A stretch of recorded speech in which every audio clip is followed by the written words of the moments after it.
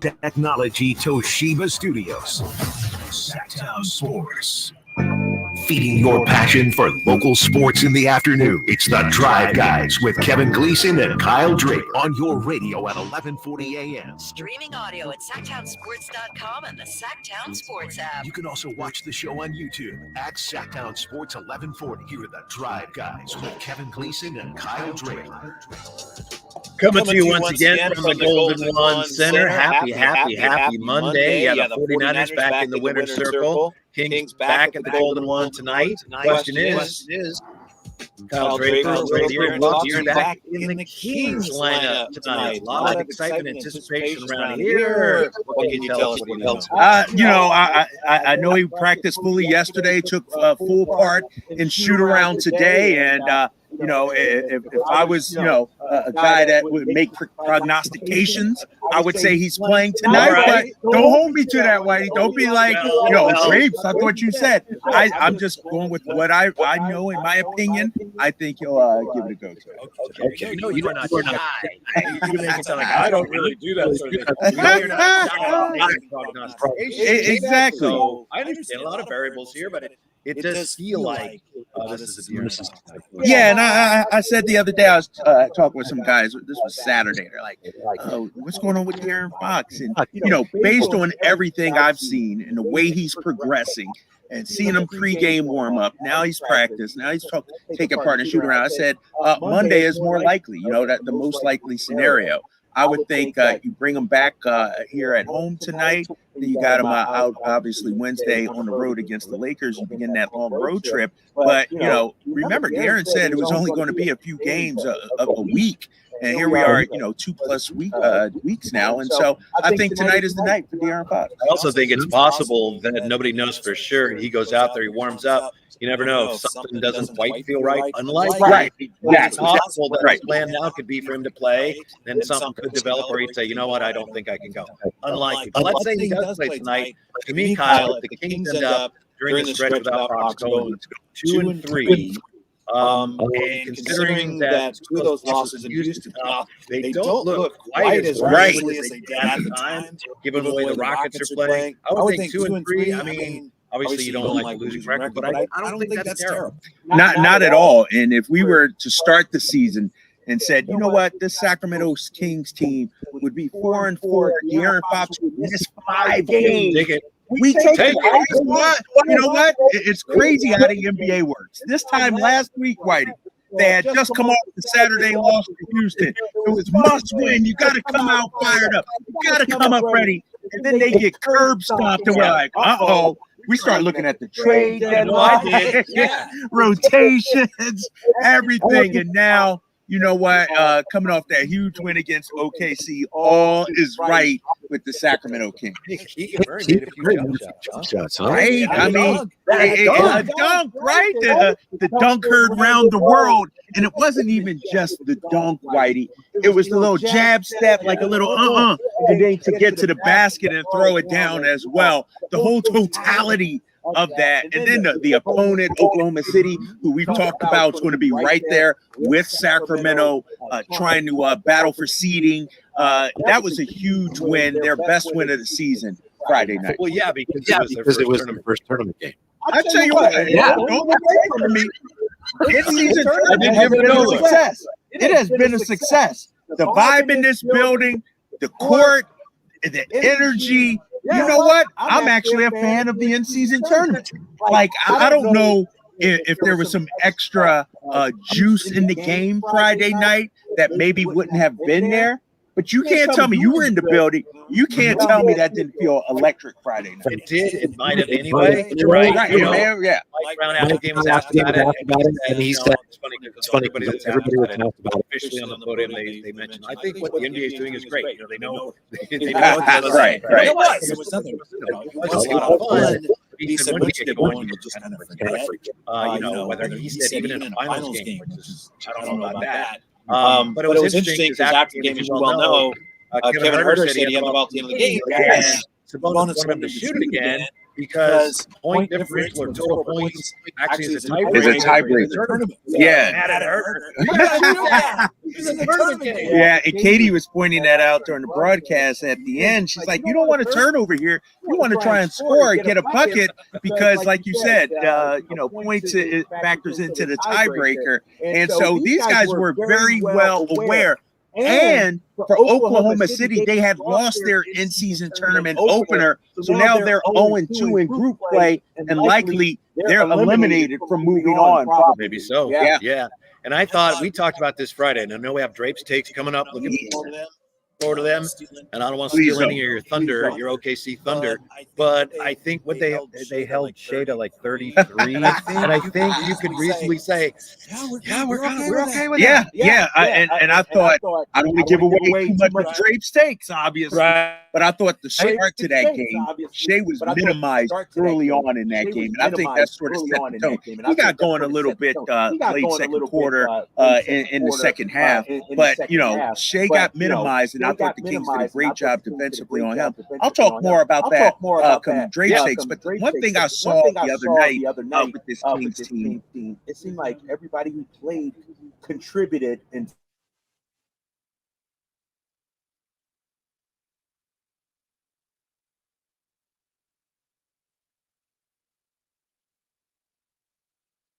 And if the 49ers lost, they would be 5-4. And I just want to know they did not. They didn't. Let me check my box. They won the game in convincing fashion. So rather than be an average 5-4 team, just so you know, you're busy with all your basketball stuff. I don't know how closely you can follow the 49ers. They won yesterday a big time, so they're 6-3. So I don't want to talk about the 49ers. I mean, they beat a woefully bad Jacksonville Jaguars team. It's coming off. That's one of the hottest teams in the National Football League. I'm surprised I haven't heard Bang Bang Niner game yet. Remember, I said, yeah, I know. Who's on the controls back there? But it's early yet. That was their best win of the season. Forget Dallas. To go on the road to Jacksonville. Hello. You hear how loud that was? They're fixing the floor out here, I think that was. But to go on the road to Jacksonville and make Trevor Lawrence look like it was like his first NFL game. And you're right. They had won, 5 in a row, I think Jacksonville had at some point. And so that was the Niners' best win. And I don't know if it's the Chase Young effect, Steve Wilkes being down on the field or what, but that defense finally looked like the Niners defense we thought we had. That whole coach on the field thing backfired when all the coaches ran out onto the field and nullified a 95-yard touchdown. Right. But Kyle Shanahan was one of them. So I don't know if that made any difference. But the pass rush, they were getting the quarterback, and it just seemed like after that, maybe an oversimplification, but it seemed like everything else kind of fell into place after that. It really did. And Trent Williams being back, Debo contributing. This was a complete game for the Niners, and I'm sure it sort of restored faith in the Niners and what they can accomplish this season. Do you have faith in the Niners? Is your faith in the Niners renewed? No, it's never wavered. They're at best the second or third best team in the NFC, and that's never changed, in my opinion. The Eagles are still the class of the NFC. I think, Detroit's in that mix. The Niners are in that mix. Dallas is in that mix. And so, this next 3-game stretch, Whitey, if you remember when we first started working together, October 4th was our first day on the air. Yes. I said, talk to me with this next 3 stretch. Yes. At Seattle, at Philly, home against Seattle. And you mentioned also that Jacksonville game as a tough game. I said that. And the Cincinnati game. Well, you're Cincinnati game. But you're right. I mean, that's right. It's not that you were wrong. It's that the 49ers actually showed up. They were amazing right from the jump, and it's no coincidence. The ground game got going again. You get Trent Williams back, the ground game gets going. Did you see the play where Trent Williams is leading? That's the beauty of his own blocking scheme, where the blockers are basically like seek and destroy. So they don't necessarily you block him, you block him. No, you go into space, someone's in your area, boom. Plop. And number 31 of the Jag, just like, I don't want any. He started running the other way, right?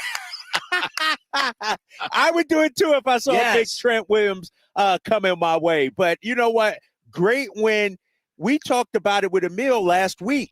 This was a must-win for the Niners. Sure, plenty of season left, but in terms of psychology, coming off the bye week, trying to make a statement, they checked all the boxes yesterday against Jacksonville. Yeah, and Brock Purdy had one of his best games, although, and we'll talk about it, his first touchdown throw is, what was that? Kyle Shanahan said that's one of the worst decisions he's made since he's been here. Dude, it was in double coverage. But he got away with it. Right. And, touchdown, right? Yeah. At the end of the day, he got the score. I thought Brandon Ayuk was fantastic.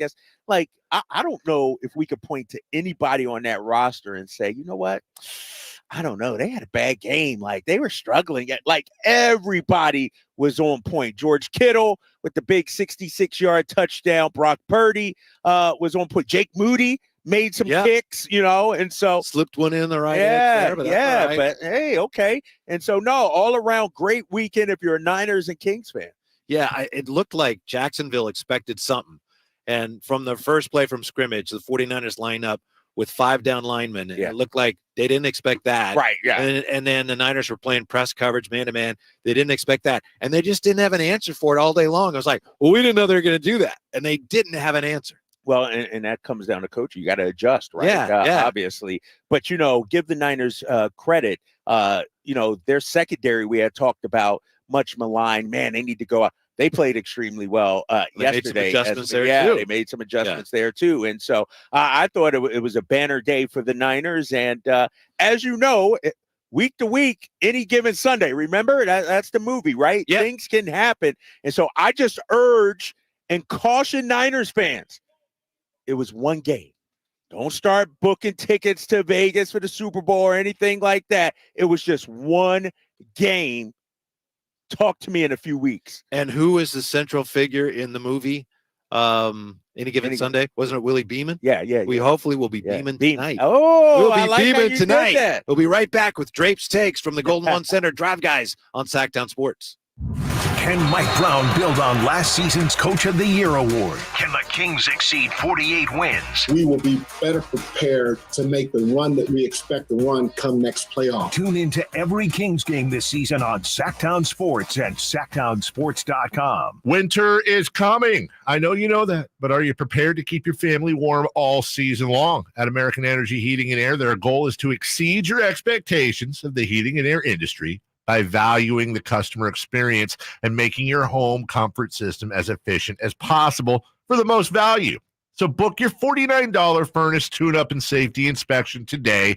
Prevent dangerous gas leaks. Extend the life of that furnace and save on your energy bills. And here's the guarantee. This isn't a sales call. They're not getting in the door so they can try to sell you a bunch of stuff. No, they're just going to do what they say they're going to do. Call today to schedule an appointment at 916-520-9990 or go to AmericanEnergyAir.com. Been serving the greater Sacramento area since 1981. A-plus Better Business Bureau rating. Get your $49 furnace tune-up and safety inspection today. 916-520-9990. American Energy, making the uncomfortable comfortable. The following is a test of the emergency alert system. This is only a test.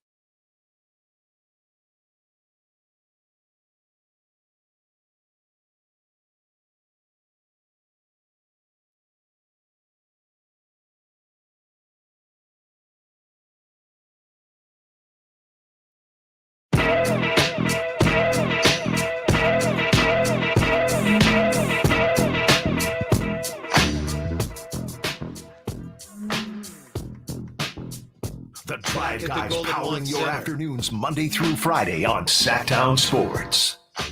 Absolutely. Pardon me, Mr. Announcer, guys. The Drive Guys. Kyle Draper, Letty Gleason. And we are still basking in the afterglow, not only the 49er win, but that Kings win from Friday night. Kings, of course, taking on Cleveland tonight, trying to keep that winning streak going. That brings us to a special 2 days later, but worth the wait edition of Drape's Takes. Let's see if they got my audio. Do we have my audio for Drape's Takes? I can't do it without my audio. Kyle's back there like, Simone, where's my audio? Where's Kyle's audio? It's coming up here. Let me start it anyway. Drape's Takes starts with the defensive effort we saw from the Sacramento Kings the other night against OKC. Hold on, Whitey. Now I'm ready. Let's go. Drapes takes off and running. I thought my guy, Keon Ellis. Yes. My guy, No. Keon No. Ellis, was tremendous. Forget about the points. How about 30 minutes he played the other night against Oklahoma City, and it was his defense against Shai Gilgeous-Alexander that really set the tone for the Sacramento Kings. Shai Gilgeous, sure he had 33 points. Sure he was amazing. But in that first quarter, he was 3 of 9. In that first half, Whitey, because of the defense, he was 5 of 12. He only had 12 points in the first half. This is a guy that came into the game averaging 28 points, averaged better than 30. Good player. I thought Mike Brown's decision to not only start Keon Ellis, but actually keep Keon Ellis on the floor 30 minutes, I thought was a huge part of why they were able to get the win the other night. How about the putback by Keon Ellis, too? A huge putback at the time. Yes, a huge putback. And so for him to give you something offensively, too, you'll take that. I know someone on the station was saying last week this kid needs to play a little bit more. I forget who it was. But here he is. And the question is, will he start tonight? Right. That's the thing, right? That's the $1 million question. And not only will he start tonight, that's the question. But when De'Aaron does come back, does he have minutes?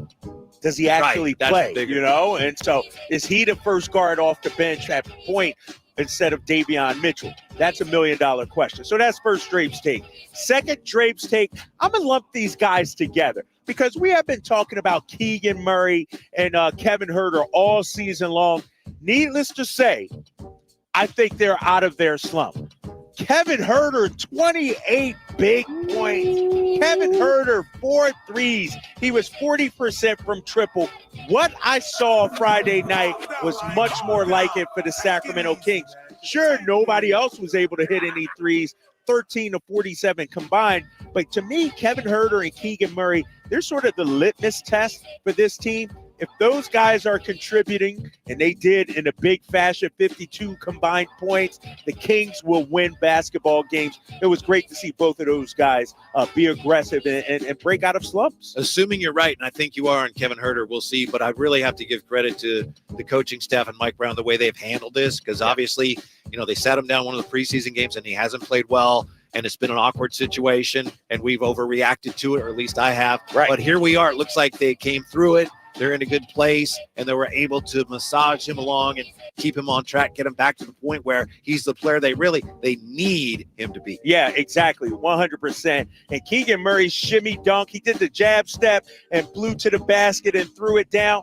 That shows me, you know what? It's not always about the three-point shooting with him. There are other ways in which you can contribute. And when you look at the box score, 11 rebounds, 4 offensive rebounds for young Keegan Murray, 3 steals. And so we're so infatuated with points and shooting, and I get it. That's what he does. But kudos to that young man finding other ways to contribute, Whitey. And just as unflappable, whether he was 0 for 7 or whether he was making huge shots. Yes. And after the game, it's cool to hear him talking about how everybody stayed together through these difficult times. Huge game for Keegan Murray. Another guy that, let's face it, we all know this, the Kings need him to be exceptional, to have any chance to do anything. Yeah, 100%. And, you know, give love to Domantas Sabonis. He's not part of Drapes Takes because he did what he always does. 17 points, 13 assists, 13 rebounds, a triple-double for Domantas Sabonis. But he's not part of Drapes Takes. I'm actually going to go outside of Sacramento for this final Drapes Take, Whitey. I'm going to go down to H-Town, where my boy Bun B and Travis Scott are hanging. The Houston Rockets, they are for real, meaning that they're going to battle for a play-in spot. You know, we thought that, you know, Houston and Portland might be the 2 teams on the outside looking at. Houston's going to be there. Did you see they beat the Denver Nuggets? No Jamal Murray. No, yes, it doesn't matter. They beat the Kings. They beat the Kings. No De'Aaron. They beat the Lakers, though. They did. Who were healthy. They won 6 in a row? 6 in a row. Yeah, and so that's legit. Those 2 losses in Houston, they don't look as bad. Let's give some respect to Ime Udoka and the Rockets and what they're doing. They are legit. They're a possible playoff team if they keep, you know, the way they play and the style they play, they're a possible playoff team. Yeah, so again, at the risk of overstating the obvious, the fact that the Kings felt so badly about playing the way they did against Houston, maybe yeah, Houston's just a lot better than we thought they were at the time. Yeah, they were. And, all of those games were at home. They've been on a nice home stretch. They go to the Clippers, Lakers, and Golden State after that. But you know what? For a team that was so woefully bad last year, you got to bring your hard hats and your lunch pail when you take on this team. And let me give you a quick bonus Drapes take. Golden State Warriors. Your boy Draymond, man. I don't know what's going on. Who's boy Draymond? Alan Styles' boy Draymond Green. I don't know what's happening there with Steve Kerr and Golden State and Wiggins and those guys, but they are reeling right now. They've lost 3 in a row. And Whitey, I said it last week or 2 weeks ago. Steph Curry has to be superhuman for Golden State to win, and that it wasn't drawn up like that. Where's Wiggins been? Where's Klay Thompson been? Draymond Green is already up to his old antics, like he's frustrated out there, and so he's getting kicked out, drawing technicals. The Warriors are in trouble.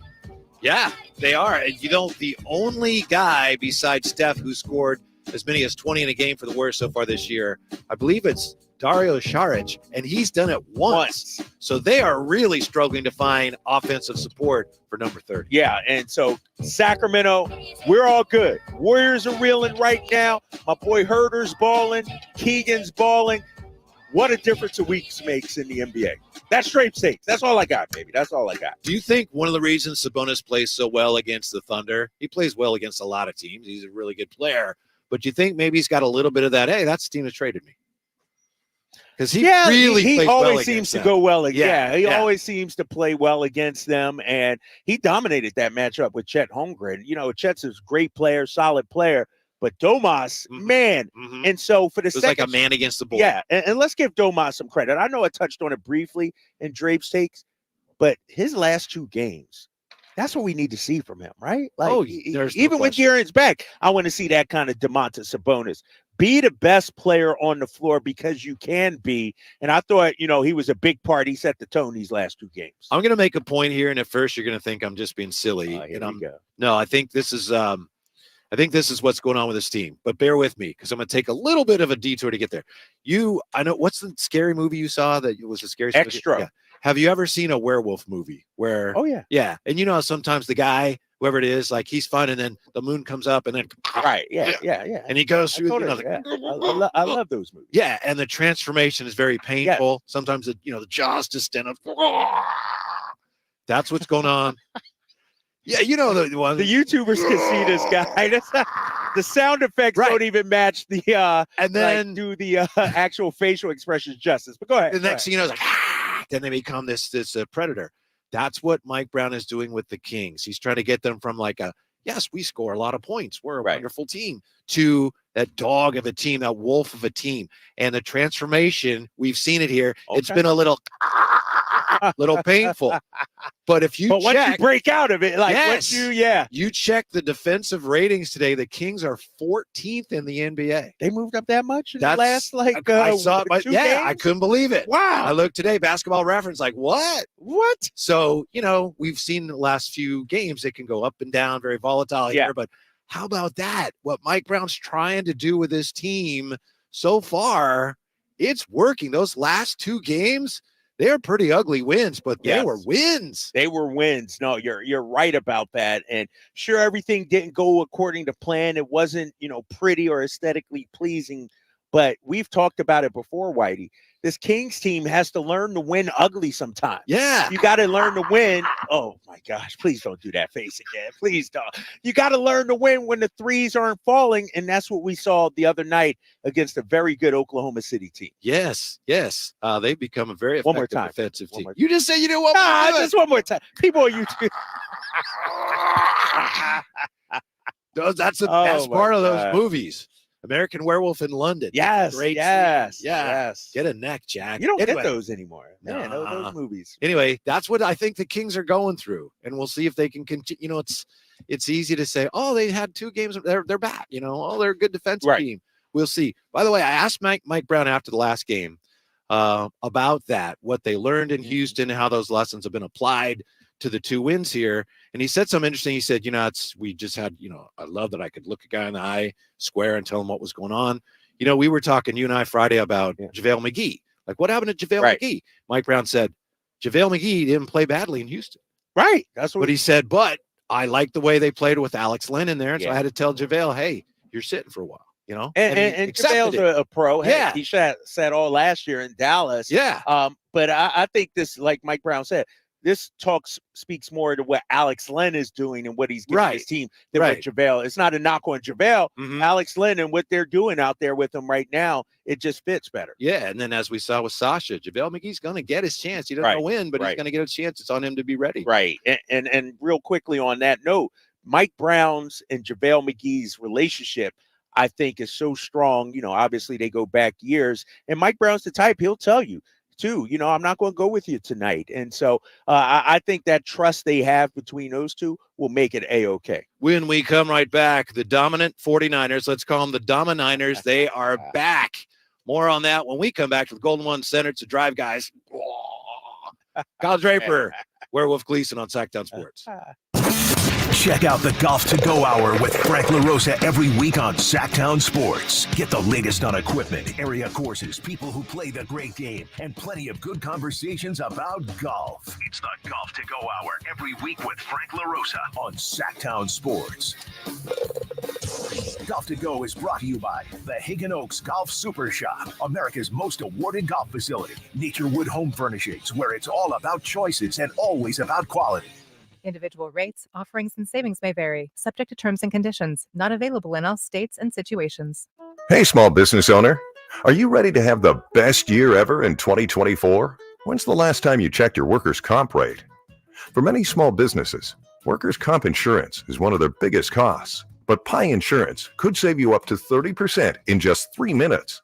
Go to trypi.com, share a few details about your business, and get a quote that's customized for your business. No hassles or hidden fees. We know you're busy, but spending just a few minutes to check your rate could make this your best year ever. Plus, when you sign up for pay-as-you-go billing, your premium is based on your actual payroll, not an estimate. So your workers' comp audit experience is simplified. See how much you could save with Pi Insurance. Ask your agent for Pi or get a quote at trypi.com. That's trypie.com. When every shot counts, the professionals at the Hagen Oaks Player Performance Studio encourage you to try the brand new Titleist T-Series irons. Irons designed to enhance your play through control, distance, flight, forgiveness, looks, sound, and feel.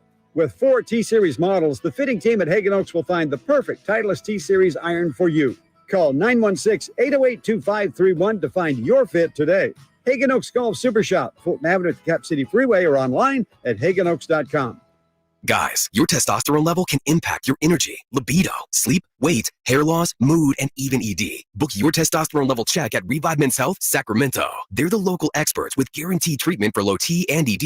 There are no lab fees, and all your tests are included when you start treatment. And many patients find Revive more affordable than their insurance deductibles and copays. Book your testosterone level check today. Call 916-277-8599. That's 916-277-8599. Or visit ReviveMen'sHealth.com. Thunder, feel the thunder. It ignites something inside of you. Lightning and the thunder.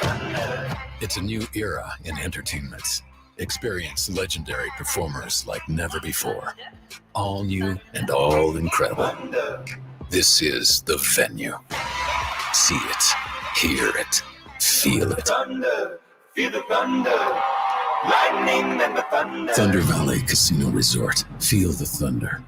One of the things with running is I want to enjoy the run, but I never made it very far because the arches in my feet just killed me. So when I got to the end of my rope and I said, I have to do something to get rid of the pain, and a couple of people recommended the Good Feet store to me.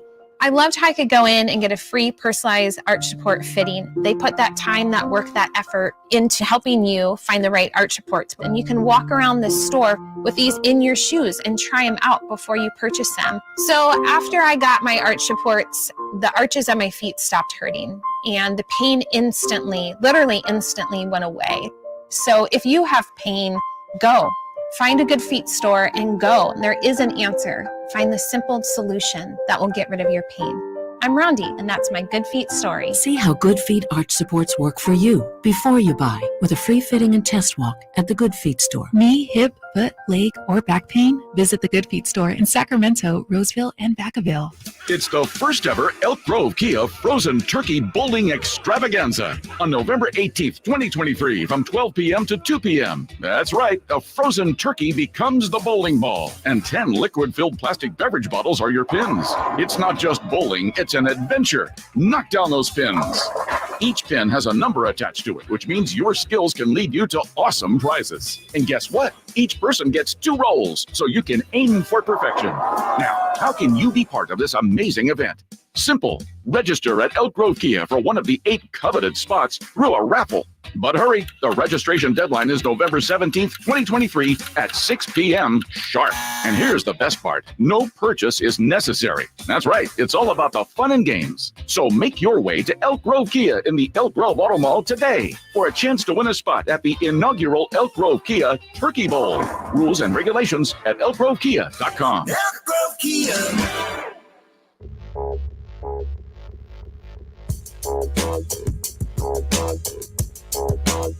The Drive Guys, live and local, every afternoon, Monday through Friday on Sactown Sports.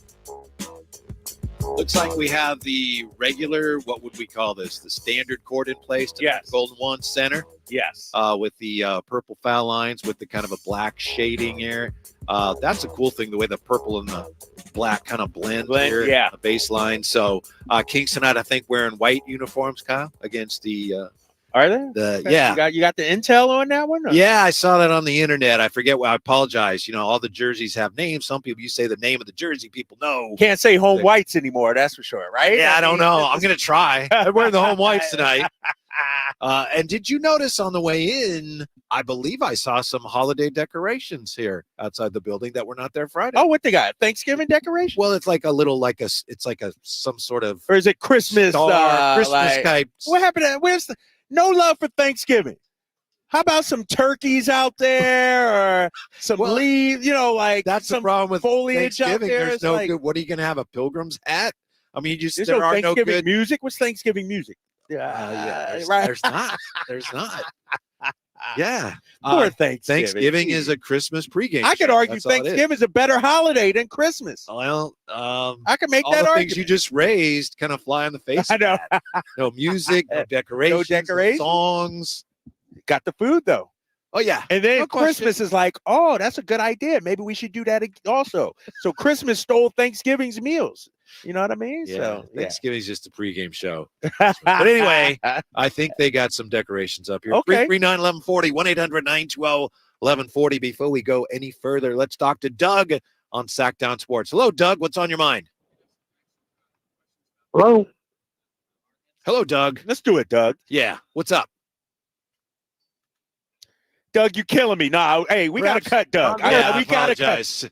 Yeah. We cut him, though. Doug, you can call back, and you got to be on point. We're not starting the show off like that, Whitey. I don't ruining think our Doug vibe. realized that he was on the air, or there was a technical issue, or maybe it was me. I don't know, but thank you, Doug, He for gonna listening. unfollow us now. Yeah. You know? 339-1140, 1-800-912-1140 if you want to weigh in. Real quick, as far as the 49ers go, because that was let's face it, you know, a lot of us are saying, oh, yeah, no doubt. We knew they'd be back, but woo, it's nice to see the 49ers playing 49er football again. Yeah, and I think, you know, when you look at it, you know, a lot of people expected the Niners to win, but I don't know anyone who expected that kind of beatdown. That looked like the Niners team we saw the first 5 weeks of the season, right? And we wonder what happened these last 3 weeks. Brock Purdy was on point, a near perfect quarterback rating. I think is at like 149.5 or something like that. And they dominated on both sides of the ball. You know, we talked about the line of scrimmage for the first time, you know, and since, you know, their last win, they dominated the line of scrimmage. They got after Trevor Lawrence. They created holes for Christian McCaffrey. Deebo Samuel even contributed to the ground game as well. And so they look like the complete team we thought they were. And, you know, the bye week couldn't come soon enough. You make some adjustments. You make some trades. You bring Steve down, and all is right in Niners land right now. Do you really think that made much of a difference? I mean, I don't know. I don't know. I know we joked about it last week. But, you know, listening to the players after the game, they talked about the communication. And it's just easier to communicate when you're right there down on the field with the players. And so, and if you have an issue with something, you can address them right there on the field. And so I don't want to say, Steve Wilkes going down made a huge difference. It solved everything. But, getting Chase Young, it all came together. But I will say this, though, Whitey. What we saw from that Niners defensive front, they looked hungry. They looked like their ears were pinned back, like they wanted to make a statement. Where was that the first 8 games of the season? And so that's how they sort of have to play, sort of like, the Sacramento Kings. Where was that in Houston? What we saw the last 2 days, where was that in Houston? Now you have the blueprint on how to do that. And so if I'm that Niners defensive line, you got to do it this week against Seattle too. I was talking just out there Friday at the elevators to Chris Peterman, who was here. Chris Peterman, who comes on with Alan and Chris once a week, and he's one of the hosts of the Candlestick Chronicles podcast. Yeah. And I asked him, hey, is this the week the Niners are back? He said, again, this was just Friday night. He said, Trevor Lawrence is exactly the type of quarterback that has been giving the 49ers a lot of problems lately. And that's true. But I think the difference was he just was hanging on to the ball a beat longer. And that's all the front needed to get to him. And I think it had to do with the press coverage, and the 49ers were defending better the secondary so that the quarterback didn't have the luxury of getting it out and just having people running wide open all over the middle of the field. So it was a, combination of things. Yeah, it's sort of like the what came first, the chicken or the egg. If the defensive line gets to the quarterback, that makes the secondary jobs easier. Well, if you hold on to your man, you play that press coverage, you give the defensive line just that extra half a second to get to the quarterback, and then you can wreak some havoc. And I think that's what we saw this past week with the Niners. And so kudos to them, man. It all came together. I thought Fred Warner was fantastic. We talked earlier about who's the leader on this team. And I think, as much as we talk about Bosa, Fred Warner is that dude defensively. I think, just the plays he makes, he brings it night in and night out. And you never wonder, where's Fred at? He always has some sort of impact on the game. Yeah, I'd agree with that. And because he's doing so many different things, and he's more outspoken, more of a leader in that regard. I think Brock Purdy had one of his better games, obviously, and that was a great throw. The throw to Kittle was a great throw. Right. But I was going to just touch real quickly on Christian McCaffrey. He doesn't score. I know some people bemoaned that, he could have broken the record.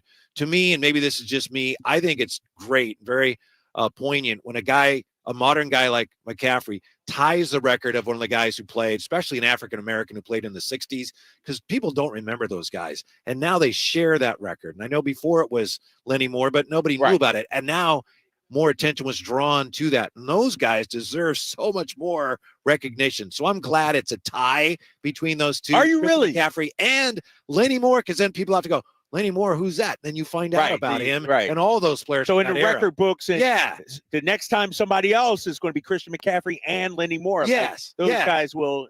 I that's a good point, and I hear you on that. And I'm shocked. Out of all the points being scored, CMC, that usually is the one constant. But no, you're right, man. To be mentioned in the same category as Lenny Moore. Those guys are forgotten, and they were phenomenal. And the things they put up with, we can't even imagine. Right. And especially with the game, the way it is, it's a different game now than it was then. Yeah. And so the records are going to be shattered.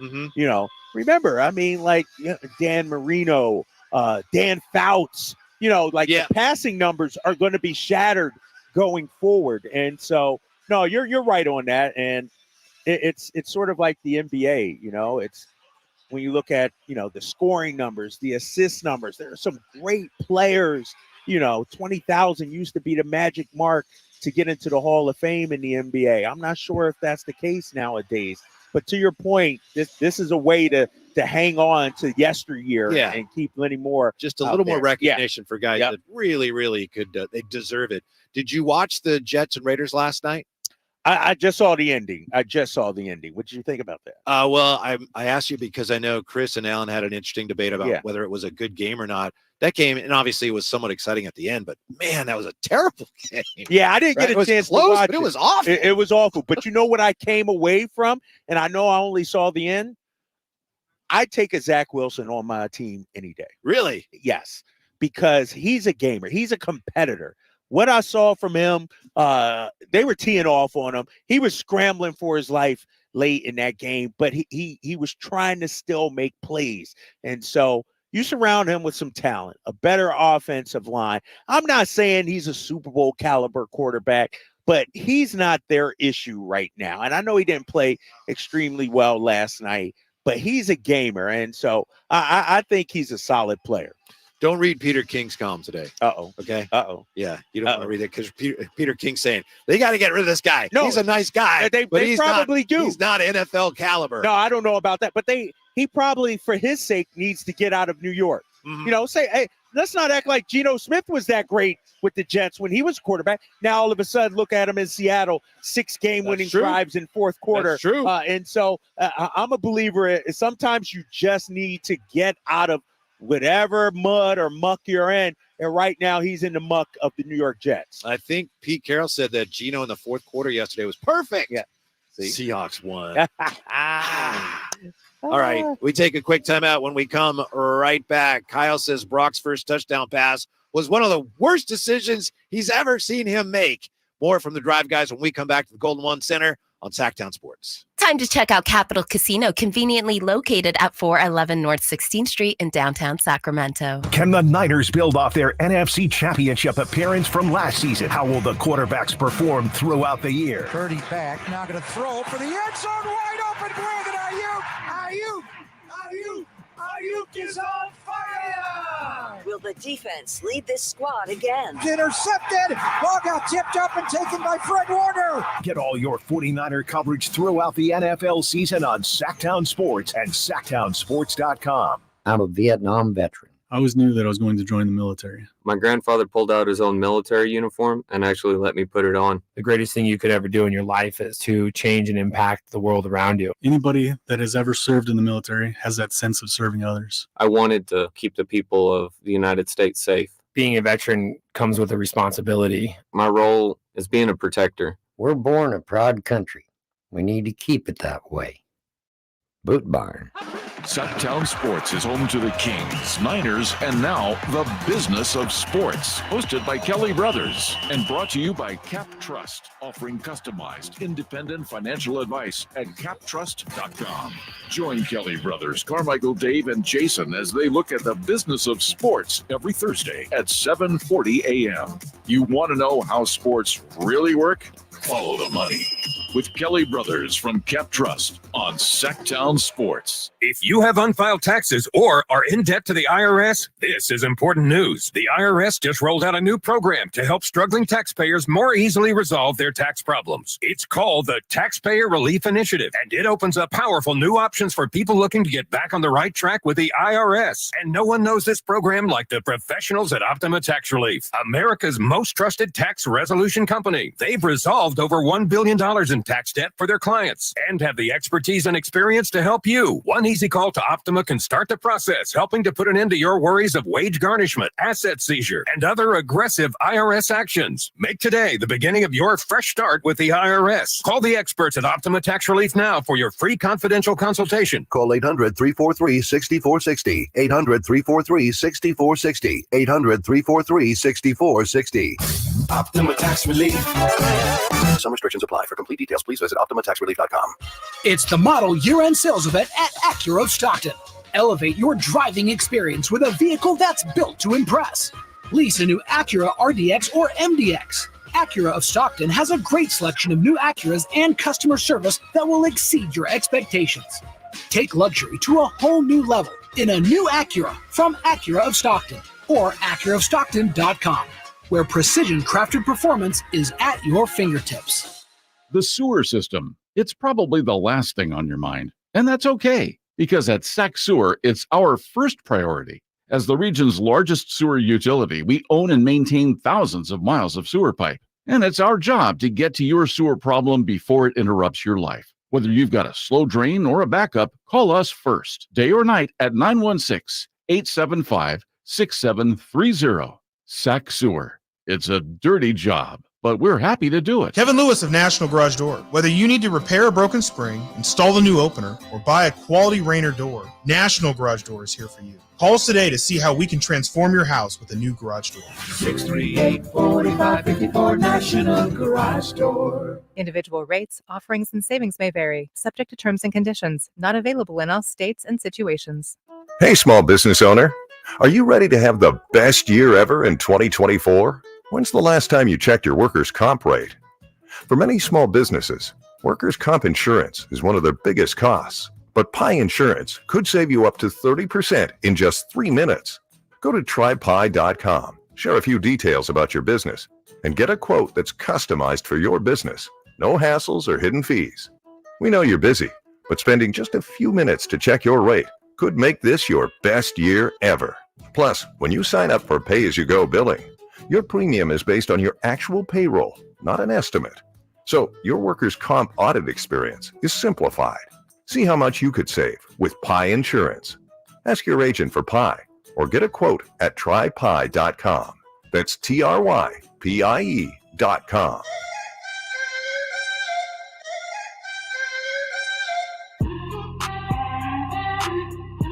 Your new home for 49ers football in the 916 Sactown Sports. Coming to you from the Golden One Center, the Kings taking on the Cleveland Cavaliers tonight. Cleveland looked pretty good on, that was Saturday when they knocked off the Warriors. Warriors have lost 2 in a row. 2 or 3? They've lost 3. They lost 2 this week. Yeah. They've lost 3 in a row. They're reeling right 6 now. 6 and 5. Nothing wrong with that. Hey, I'm not going to cry over here.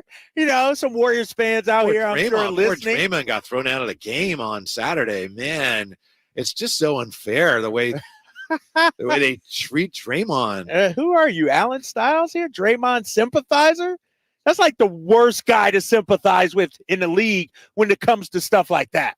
I just extracurricular stuff. Like Draymond, he reminds me. You remember the Bad Boy Pistons? Yes. And one of the things they did, they committed so many fouls that the officials couldn't call them all. So they kind of moved the needle and kind of moved where normal was, and so it became a very physical game, and they benefited from that. Draymond does the same thing with his when he goes crazy. Yeah. He yells at the officials on everything, so he gets away with a lot more. And he knows they don't want to throw him out of games. So, but then when they do, and he pushes the limit, pushes the envelope, then something happens, he gets thrown out, and then it's like, oh, he's a victim. It's unbelievable. Did you hear the trash talk he did to Anthony Edwards? Like some of the stuff he says during games to opposing players. I did not. I'm surprised he doesn't get in more fights. And I'm glad Anthony Edwards took the high road to an extent, let his play do the talking, because Draymond is you know what it is? It's like when you know you're losing a step, when you know you're getting beat, you resort to dirty tactics. And that's what's happening with Draymond. Like they're reeling right now. You can see the frustration playing out on the floor with him. Yeah, I love Steve Kerr. I really do. Yeah. He's phenomenal. But he knows what he's doing, and he knows he's learned over the years. He's very smart. He knows how to defend Draymond and how to back him up. So they had a play Saturday where Draymond shoves Donovan Mitchell into the basket. Yeah. There's no call.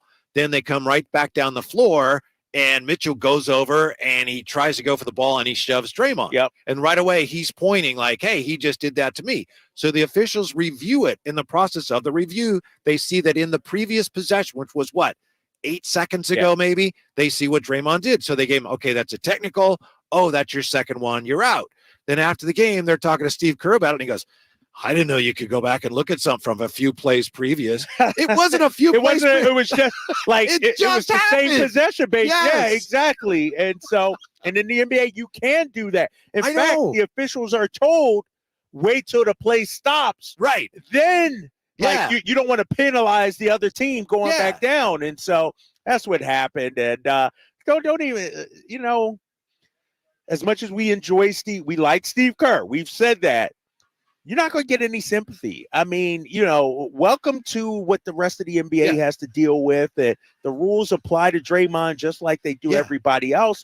I could argue that Draymond has a longer leash with the official. Like, he should get way more technical fouls I than agree. he's actually received. I don't know how you could argue against that point that you just made. Right. I don't know how anybody Yeah. who's looking at it rationally could disagree with that, because he does. There's other players, if they did a fraction of what Draymond did, they get teed up right away. No, 100%, 100%. Yeah. So it was, yeah. But Coach Kerr tried to make it sound like this is some bizarre rule Right. that I think they might have just made up. It's like, no, it just happened. So that was interesting. But anyway, I think right now, I mean, obviously you take the Warriors' history over where the Kings have been, but right now I'd rather be the Kings than the Warriors. Right now, in this moment, right now. at this second. Yes. What makes you say that? Because the Warriors are in decline and they're hanging on and they're very expensive.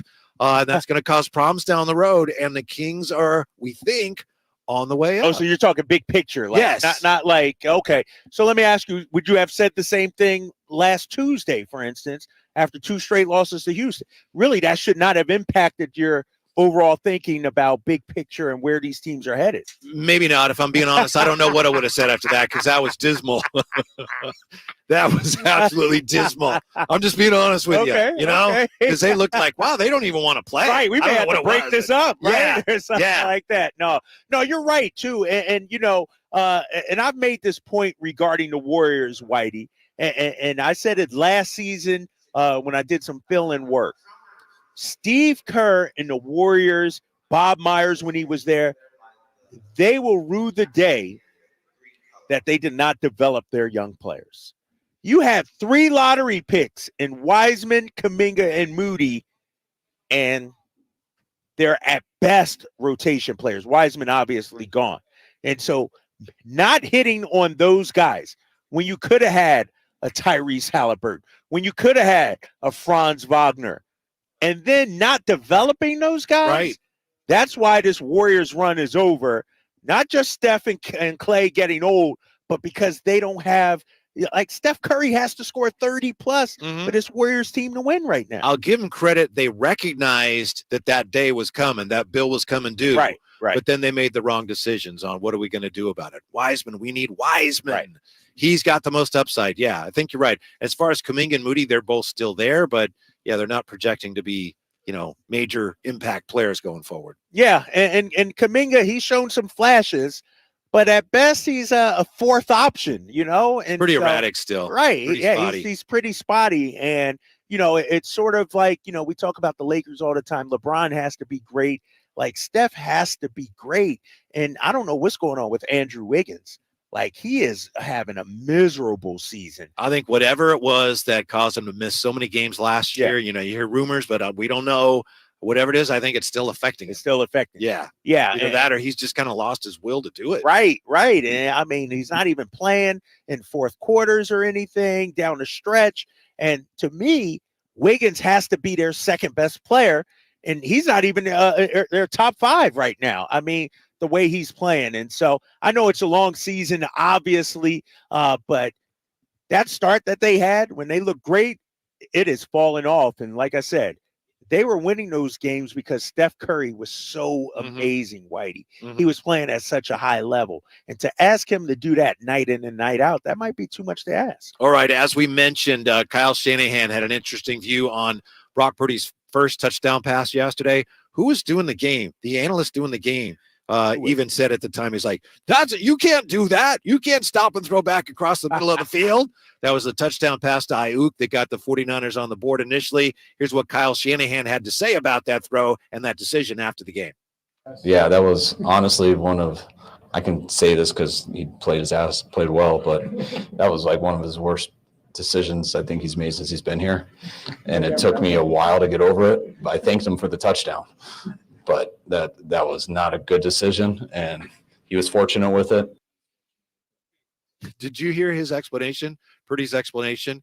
He said he was motioning to the right, and he said he wanted the defense to go to the right, and he wanted his receivers to continue. But both receivers, Ayuk and Kittle, they both saw a motion to his right. So they both went there. Of course so they- everybody was over there. What quarterback ever says, you know what, I'm going to motion so the defense can. Yeah, I know. So it's like 50 people there, and he's like, all right. And he lofts it in there. And Like somehow, he literally some way, lofted it. Yes. 50 people. Yeah. It was like one of those. You ever played a game growing up?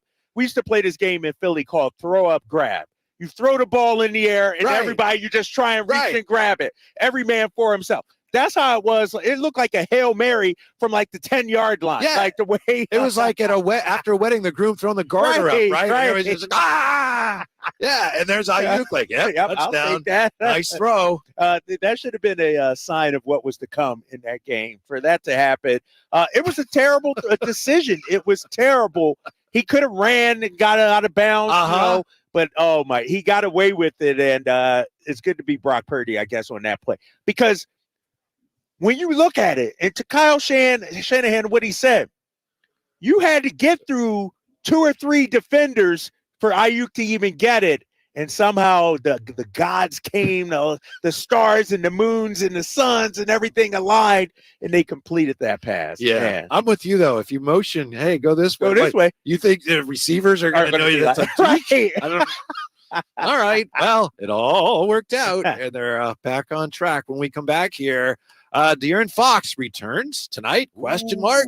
See if we have some answers for that we'll share with you from the Golden One Center when we're right back. Drive Guys, Kyle Draper, Whitey Gleason, Sactown Sports. Last season, the Sacramento Kings gave us a little bit of everything. A Pacific Division title, GM of the Year, Coach of the Year, Clutch Player of the Year, All-Stars and All-NBA performers. Plus, we got to light the beam. Here's a steal by Fox. The breakaway. He's got the rip with the left hand. What does this season have in store? Find out. Each and every Sacramento Kings game can be heard right here on your proud home of the Beam team, Sactown Sports and SactownSports.com.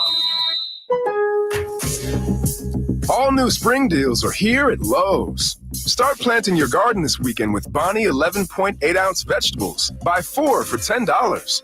Plus, liven up your patios and decks with fresh blooms. Select 1.5-gallon hanging baskets or 2 for $20. Lowe's knows spring. Lowe's knows home improvement. Offers valid through 5/17. In-store only. Actual plant size and selection varies by location. While supplies last, excludes Alaska and Hawaii. Hey, it's Carmichael Dave letting you know Capital Casino, Sacramento's #1 poker room and primetime football location is back. Cap Casino giving away $500 per game in high hand bonuses for every Sunday, Monday, and Thursday night primetime game, offering the best food, best service, and the best action with the most variety of games in the region and conveniently located in downtown Sacramento.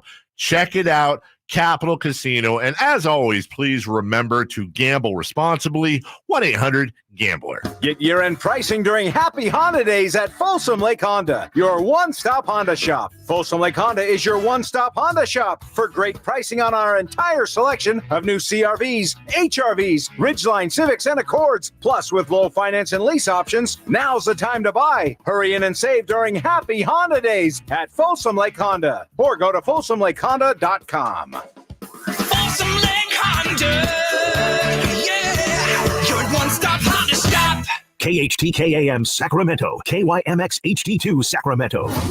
From the Power Business Technology Toshiba Studios, your flagship station for the Beam team. Should we light the beam? Light the beam, baby. Sactown.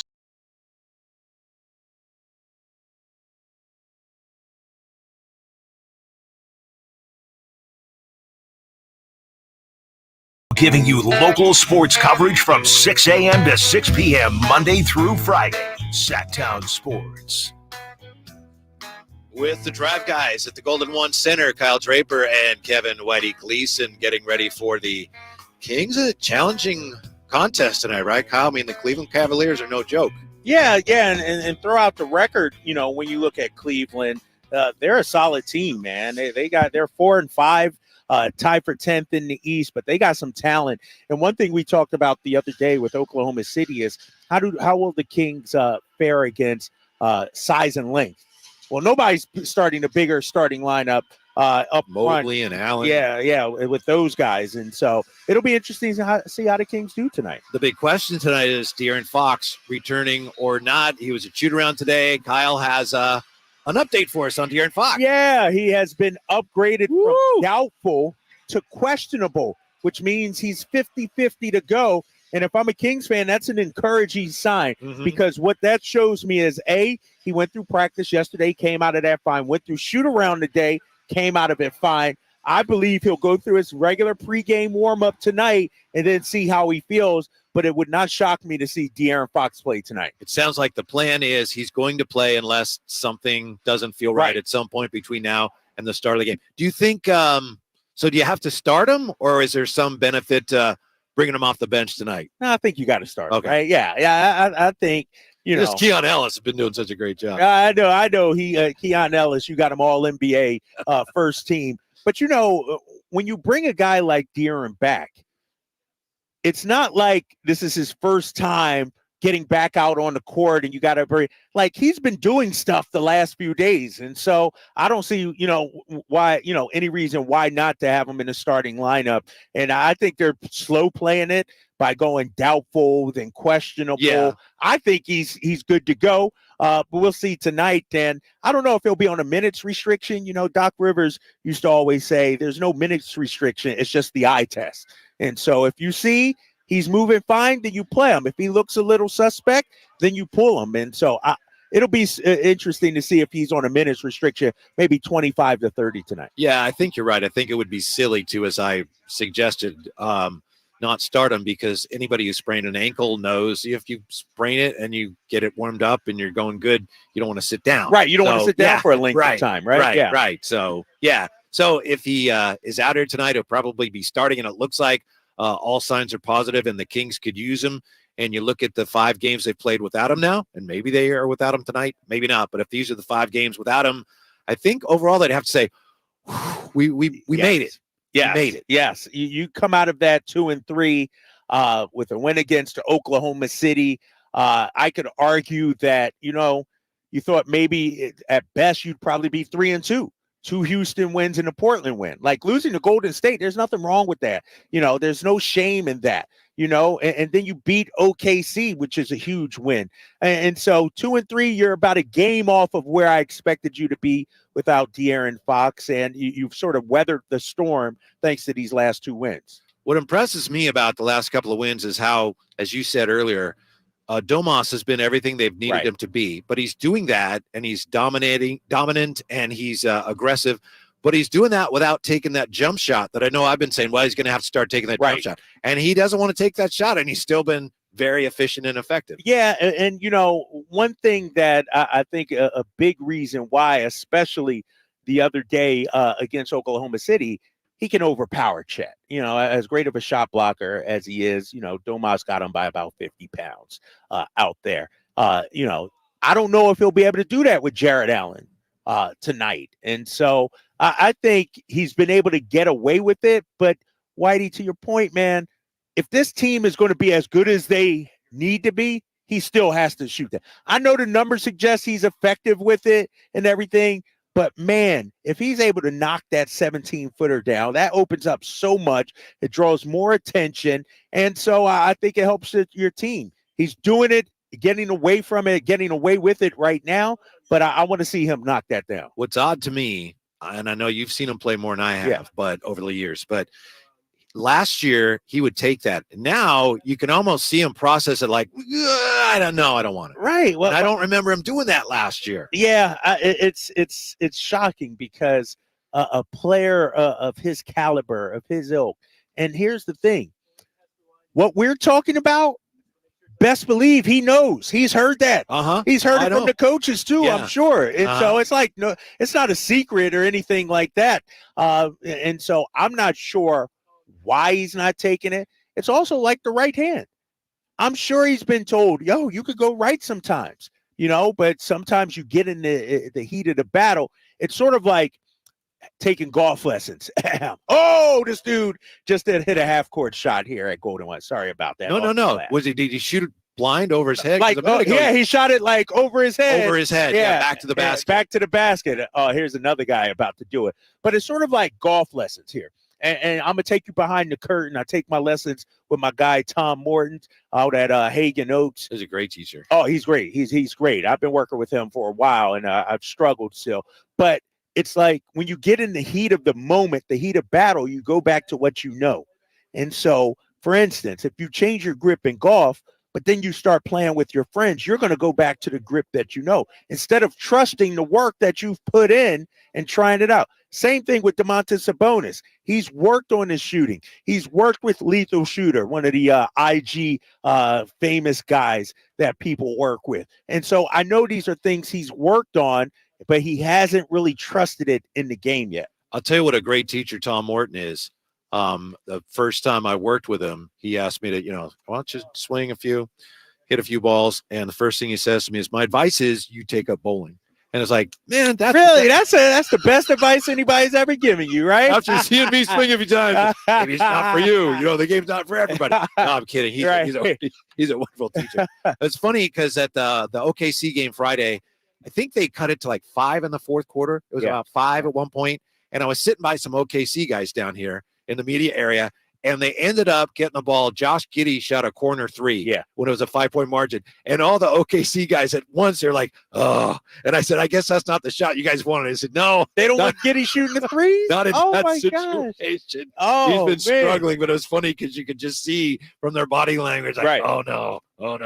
So, yeah, another gritty, grimy, dirty win for the gritty, grimy, all of a sudden dirty Kings. They won't have to be as gritty and as grimy without De'Aaron Fox, but it's nice to have that extra gear when you need it. Yeah, and the fact that they're 4-4, 2-3 in the 5 games without De'Aaron Fox, we still don't know how good this Kings team can be. Obviously, no Trey Lyles. We haven't seen De'Aaron Fox, who's missed the last 5 games. I'm excited to see, all right, when Fox comes back, when Lyles comes back, can we get on a nice little run? We talked about that 7-game win streak last season. Can we get something like that going this year? They got a tough road trip coming up, obviously. But, man, when this team is whole, I'm excited to see it. And it's so crazy, and it's going to be that way all year long in the West, right? You look at the Kings, I think they're 7th right now. Who, Sac? Yeah, and you don't even play, and you find yourself going up or down depending on what all the other teams in the conference are doing. Yeah, it's a tough conference. And, let me pull up the standings right here because, we talked about Houston, and this is something I wanted to bring up with you too is, when you look at how early it is in the season, who are some of the biggest surprises and disappointments? Obviously, Houston, one of the biggest surprises. The Clippers, they haven't won since James Harden started playing for them. They've lost their last 5 games. And so think about it. The Clippers are 11th right now. Memphis, 15th. And so, but when you look at where they are compared to Sacramento, the Clippers only a game and a half behind Sacramento. And so a 2 or 3 game losing streak could take you from 7th to 12th very easily. Minnesota is a surprise to me. Yeah. I know it's a long ways to go, but I didn't see them getting off to the start. Defensively, they're outstanding. And then the other team is Dallas. I didn't think they'd get off to the start. So you're right. Tip of the about cap that. to them. 8-2 Dallas. Wow. Luka, Kyrie, they figured it out. I read something about the Timberwolves. I think it was over the weekend. I don't understand it, so don't jump on me about this. But it was Windhorst in his podcast, which is McMenamin, and there's one other guy on there. They were saying, oh, yeah, at some point here pretty soon, the Timberwolves may have to trade Karl Anthony Towns. It's like, what? And they're saying it's because of his contractual status, and he's going to get a huge bump next year. And they're saying, well, yeah, if you're going to trade him, you want to trade him now before next year. He'll be harder to trade. But I'm looking at the standings, and I'm thinking, man, what are you guys smoking? Why would they want to trade Karl Anthony Towns? You know why? Not that they would trade Karl Anthony Towns. Why they're talking about that? Clickbait. Clickbait. It's ridiculous. Like, if you were going to trade Karl Anthony Towns, you should have did it last year when you were struggling and underachieving. Now it seems to be working. Rudy Gobert is playing lights out now. He is front runner for Defensive Player of the Year. And so there were some question marks. Could he and Karl Anthony Towns coexist, play together? They are looking phenomenal. And then they have the alpha in Anthony Edwards. And so, no, you don't trade Karl Anthony Towns right now. Like, Cat is still one of the best offensive bigs in the game. And then you pair him with a Rudy Gobert and see, as I'm talking about this, Whitey, it just hit me because we have this conversation about who can you pair with DeMontis Sabonis. Well, if Sabonis could stretch out and knock down a three, then you could play him with a defensive big like a Gobert or something like that. That's why it's imperative for him to start hitting some outside shots. But, with Minnesota, man, they're a tough team, and they're taking on the identity of Anthony Edwards. That's what's happening with them. But that is not the most ridiculous thing I heard this weekend, NBA-wise. Okay, so you had Windhorst and others saying, Minnesota's going to have to trade Karl Anthony Towns. But today, and I forget what podcast this was, or I'm not sure I ever found out, Lou Williams was talking about the Clippers in the bubble. He said, you know what?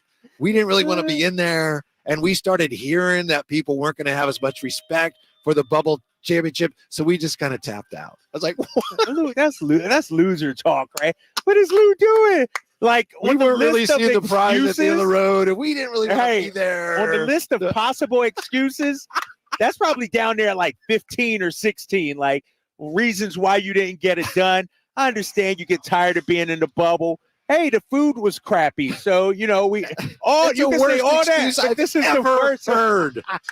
Lemon Pepper Lou at it again. Yeah, and I think Matt Barnes said the Lakers should actually get a star for winning in the bubble, for persevering through all those conditions, being basically sequestered for 3 months like they were. And so Lemon Pepper Lou is at it again. Yeah, I mean, just the idea that they're sitting around Kawhi and Paul George and hey, I'm hearing people don't really respect this championship. You know what? Screw it. I know. We don't need it, right? Man, let's get out of here. We win this championship.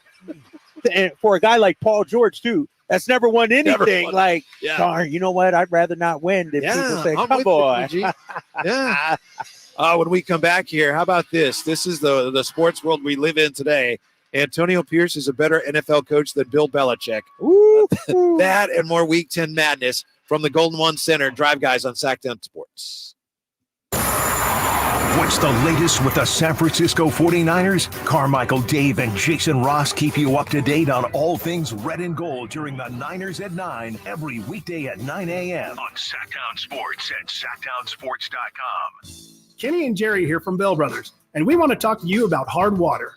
California is notorious for having some of the hardest water in the country, which means it has high levels of calcium and magnesium, and that causes all kinds of problems. If you experience dry, itchy skin, brittle hair, dull laundry, or mineral deposits on faucets and fixtures, that's hard water. It also causes soap scum in your shower, spots on dishes, and creates wear and tear on your appliances. Yuck.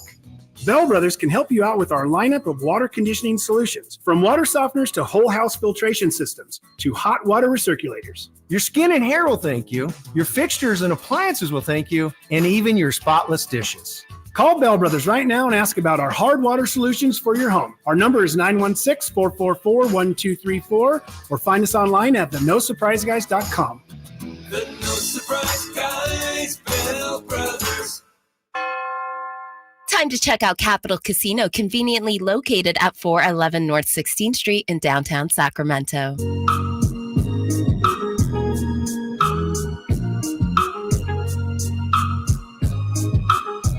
Your flagship station for the Beam Team, Sactown Sports.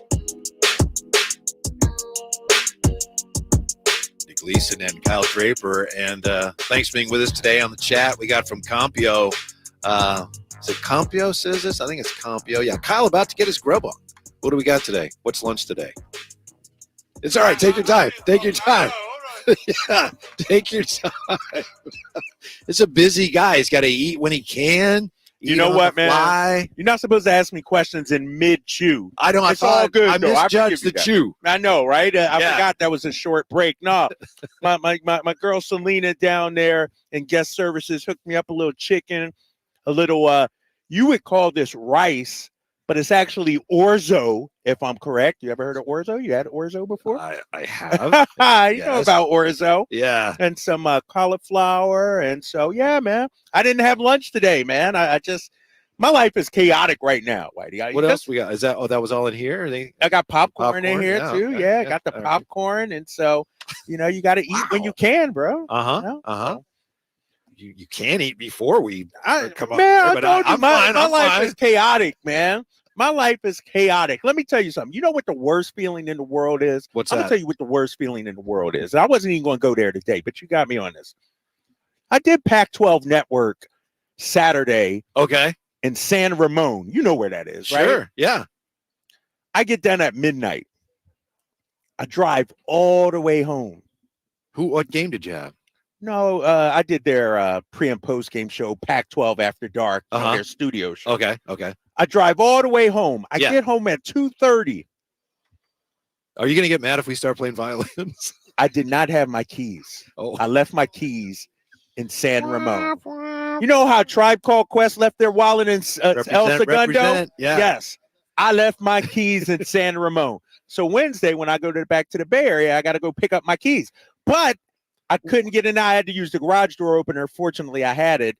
But, now I got to go get my keys. Why would you take your keys out? Why would you have them out when you're because I don't use keys for the car and they were in my pocket. Yeah. I changed at the studio and I left them. Yeah, I changed. Okay. Yeah. So TV, you gotta understand, man. So I'm on the go, Whitey. And so Selena hooked your boy up. Thank you, Selena. Giving you a shout out. Is you gonna send her down to San Ramon to get your keys? Oh, I hear you, Simone. I hear you. She would do it though. How She about probably that? would. That's what kind of friend she is, Mm-hmm. Don't be jealous. You sound like you're jealous. I'm not jealous. Hating a little bit. I'm just looking out for what's her name? Selena. Yeah, Selena. I'm just looking out for her. I don't want her to be taken advantage of by a guy that. No, I take care of her too. Okay. No, it's not a one-way street. I got you. Yeah. See, Whitey, you know what you got to do. Job shadow me one day around. Yeah, okay. Just watch me work the crowd out here. Yeah. You might get some orzo in your life sometime soon, man. Follow my lead. All right. I'm watching. I'm learning. What did you watch? What did you learn from the NFL Sunday yesterday? Isn't it incredible? Bill Belichick is like, I think the die may be cast. Yes. There may be no way of saving that situation there. Then you got Antonio Pierce and the Raiders, and he's 2-0, and Bill Belichick can't buy a win. But hold on. Look at the level of competition, though. Let's discuss Well, that. I know. But I get it. No, you're right. And what I learned, though, from the NFL this week is that it's tough to win games. It is hard. Look at what happened to Baltimore. Cleveland going in there and getting that win. The Lions got all they could handle against the Chargers. How about Arizona? Kyler Murray. back. Yeah, Kyler Murray coming back. Coming and so I learned that in the NFL, how about the Vikings and our boy Josh Dobbs? I mean, it is hard to win games. The Texans beat the Bengals. Yes. The Bengals were Super Bowl bound. C.J. Stroud is an MVP candidate, borderline. Exactly. And so I learned it's hard to win in the NFL. And everybody wants to give Antonio Pierce the head coaching job after this season, remove the interim tag. I'm going to say this. I think he is the kind of guy the Raiders need, but I'm not going to base that off of just these 2 wins. I mean, it's like, I don't know if he's the right man for the job, a great head coach or not, off of these 2 wins. The only way we could really accurately judge whether he should still be the coach is we would have to know, okay, why was he chosen in the first place? Because that alone was kind of a surprise. So why did, you have to know Mark Davis, well, why did he pick him in the first place? Was that reasoning even solid? I mean, so far, so good. But to your point about how hard it is to win, it's because, and we say this every year now, the teams are more evenly matched than ever. We had 5 walk-off field goal wins yesterday. It's the first time we've had that many. 10 of the 13 games decided by 1 score or less. And I think 70% of the games so far in the NFL have been decided by 8 points or fewer. Wow. So we come into a game, and you know how we are. It's like, oh, this team's really good, and that team's terrible. No. It's not that. The team we think is good is probably not as good as we think, and the terrible team is probably not as terrible. Then you end up with these results. Like, oh, my goodness, how did that happen? There's really only a handful of really good teams and probably only a handful of less than that of really bad teams. Relatively speaking. Who are the really New England bad teams? New England. They're awful. Giants right now. Yes. Are awful right now. if you want to throw the Jets in there, okay. But they're like, what are they? 4-5 right now. 4-5. They yeah. start off slow, got on the hot streak, and then they lost last night. And no, it's sort of like the Western Conference, right? In the NBA, it's like 2 or 3 really bad teams where you know what, you're going to get a win. But outside of that, man, I mean, the Seahawks getting all they could handle by the Commanders. You got to put, and the Commanders just traded all their right. They're tanking right now, and so no, you're right, it's man. just the nature of the league right now. Maybe that's good, maybe it's bad, but it's makes for entertaining games, at least close games. I tell you, being a fan of an NFL team, like I'm an Eagles fan, so I don't have to worry about that. We didn't know. But riding the roller coaster that you have to ride, like Ravens fans.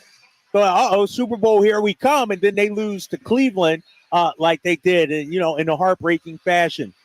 Same thing, like the Chiefs lost last week to they lost to Denver. Last week, and so you just never know what's going to happen. Yeah, I think the announcers, I'm not sure who it was doing the Cleveland Ravens game, but the Ravens have been playing well, and I think they scored early, and I think the announcers are saying, this is just the best team in the NFL right now. It's like, nope. Hang on. It's just so evenly matched this year. What's the biggest surprise for you this week, would you say?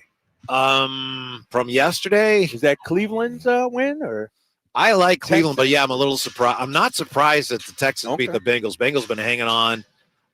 Probably Cleveland. That's what I was thinking. If you told me before the game Cleveland's going to win, I wouldn't have been as surprised. But the fact that they came back like they did. They came back. Deshaun Watson played as well as he did under duress. Yeah. That surprises me. And they scored 33 points. Like, I thought if Cleveland's going to win, it'd probably be a 17-14 game, 21-17 kind of game. And the fact that, they got 33 going on the road against a rival. And, Baltimore, one of the hottest teams in the NFL. You could argue that that's probably the best win of the week out of anybody. I was surprised that Washington nearly beat the Seahawks. I can't stand the Seahawks. But the biggest surprise to me was, and I think it was actually before the game, the Giants got destroyed again, disemboweled by Dallas. Yeah. Their quarterback, is it Tommy DeVito? I apologize. Yeah, something like that. Did you hear somebody was doing an interview with him and talking about how he lives so close to the stadium? He said his mom still makes his bed. He's an NFL quarterback. Right. He's 25. My mom makes my bed. I wish somebody would make my bed, Whitey. Hey, Selena. Selena. Yes. I think I got somebody for you, bro. I don't know if she'd do that. That's messed up, man. You're an NFL quarterback. Your mom's making your bed. You just keep that to yourself. Right. But that shows you the level that they had to go to get this guy, right? I mean, they pull him off the scrap heap, working at the local Walmart and say, hey, we need to throw you into duty here. And that's funny. The Giants are a dumpster fire right now. They are just horrible. Saquon's going to be a free agent too, right? I think he signed the franchise tag for this year. And teams don't like to pay a lot of money for these running backs, though. But that's why, from a 49er fan standpoint, it's such a relief when you've got so much mediocrity to see the 49ers who they'd fallen into that, for 3 weeks. Right. And then to see them once again emerge from that. Yes, we're better than the vast majority of these teams. It was a relief to see them play so dominantly. Although, as you know, if you saw the game, it was only 13-3 at halftime. Yeah, it was a game. But then you come out and obviously score after half. But what I learned too is that you will go through some hiccups throughout the NFL season. It's a marathon, not a sprint. And you don't win the championship, the Super Bowl, in November. And so if I'm the Niners, sure, you hit that rough stretch. But the goal is still the same. Right. It's still very much attainable. And so, when you look at the NFC especially, outside of Philly, maybe Detroit, but Detroit had a couple of hiccups there. Their 2 losses. You're going to face some adversity through the season. And so, fortunately for the Niners, it's happening earlier rather than later. I'll also say this about Kyle Shanahan, and I know it's fair to look at him and say, hey, he hasn't won a Super Bowl yet. How great can he be? And, look at the way he's mangled the quarterback situation. But I think you have to give him a ton of credit for being the head coach of the team that got back on track after 3 bad weeks where they had a lot of things going on that you wouldn't expect them to be dealing with. And then, all right, they're good. He's good. The players, they've all bought in. He deserves a ton of credit for that, in my opinion. You want me to give him some love? Is that what you? I want to know what you think. No, Going after Kyle. I mean, I think you know what? Gets credit for I think Kyle has done a fantastic job navigating through everything this season, navigating through the Trey Lance situation. And I'm not talking about the PR game, the media relations game. I'm talking about keeping your team together in the face of adversity, whether it's Trey Lance, whether it's the Bosa holdout, whether it's 3 losses in a row. You know, his ability to keep that team intact and give some of the veteran leaders on that team a lot of credit also, you know. But I also think the players deserve the most credit for that. Everyone always says, oh, the coach held them together. The players are the ones that decided, all right, we're going to do it. Yeah, and you know, I agree with you because the players could have went the other way too. Yeah. They could have said, you know, forget this, man. You know, Brock Purdy maybe not our guy, or why Steve Wilkes isn't, you know, they could have revolted against Steve Wilkes. And so it's a players league just like the NBA is. And so it's sort of what I say about Sacramento. We give Mike Brown so much credit and his staff, but the players got to want to be coached and have to want to play hard. And so I give the players a lot of credit, just like we do with these Niners. Did you hear what Zion Williamson just said about buying in? We'll have that for you when we come back. Also, hey, we had a Sasha sighting Friday. Will we have another one tonight? That and more when we come back to the Golden One Center Drive Guys on Sactown Sports.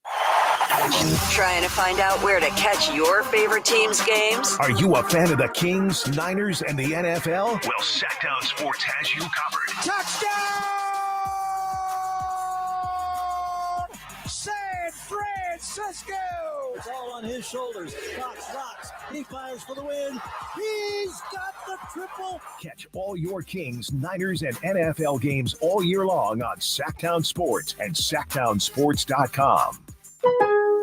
Shop Black Friday every day and get the best new deals all month long, only at Lowe's. Right now, shop the lowest prices of the year on select major appliances and save an extra $100 for every $800 you spend on select major appliances. And get up to 45% off select tools and accessories, because Lowe's knows deals. Valid through 11/15 while supplies last. Selection varies by location. Appliance savings vary based on purchase amount. Exclusions apply. See Lowe's.com for details. O'Reilly Auto Parts' new Brake Vest Select Pro brand raises the bar for the best aftermarket domestic brake pads and rotors available. For vehicle-specific friction formulations, Quiet-Tech noise-canceling shims, and stainless steel hardware, choose Brake Vest Select Pro. Professional-grade brakes from the professional parts people at O'Reilly Auto Parts. O'Reilly Auto Parts. This holiday season, create a fun and joyful memory for you and your loved ones. Come light the world and help those in need through the Giving Machine in the Roseville Galleria Mall, November 16th through December 10th, and in Modesto at Valley Fair Mall, December 11th through January 2nd. Choose from local charities serving your community or from global charities worldwide. Come feel the Christmas spirit at the Giving Machine. Learn more at givingmachine.greatersacramentomodesto.org. Yep, that trailer hitch and folding bed cover from TruckSmart makes road trips a breeze. Right? I'm so much more organized on the job site since TruckSmart installed my truck rack and toolbox. And they had it all in stock, so I just waited as they installed everything. Take a look at this sweet Rhino truck lining. They sprayed it on. Yeah, you win. That is sweet. Truck Smart, truck and SUV accessories for on the road and the job site. Stop by one of our 2 locations in Rockland or Auburn. TruckSmart.com. Your truck's gonna love them. Gobble, gobble, folks. It's that time of year again when the leaves fall, and so do the prices at Elk Grove Kia. We're bringing you Thanksgiving early with deals that'll make your wallet say thanks. This fall, our lot is stuffed with the latest Kia models, and we've carved out incredible savings. Get your hands on a brand new Kia with Elk Grove Kia's award-winning reliability and service you can trust, unlike your Auntie's dodgy broccoli casserole. Don't wait until the turkey's on the table. Come to Elk Grove Kia and feast on the best deals this fall. And don't worry if you have challenged credit. Our finance team has over 100 years of experience. They may or may not have even helped a pilgrim or two get qualified. So hurry on down to Elk Grove Kia, where the prices are falling faster than Uncle Bob falls asleep in front of the football game at Thanksgiving. It's the Thanksgiving sale going on now at Elk Grove Kia, located in the Elk Grove Auto Mall, or check us out online at elkgrovekia.com. Elk Grove Kia, where the only thing bigger than our savings is our gratitude for our amazing customers. Elk Grove Kia.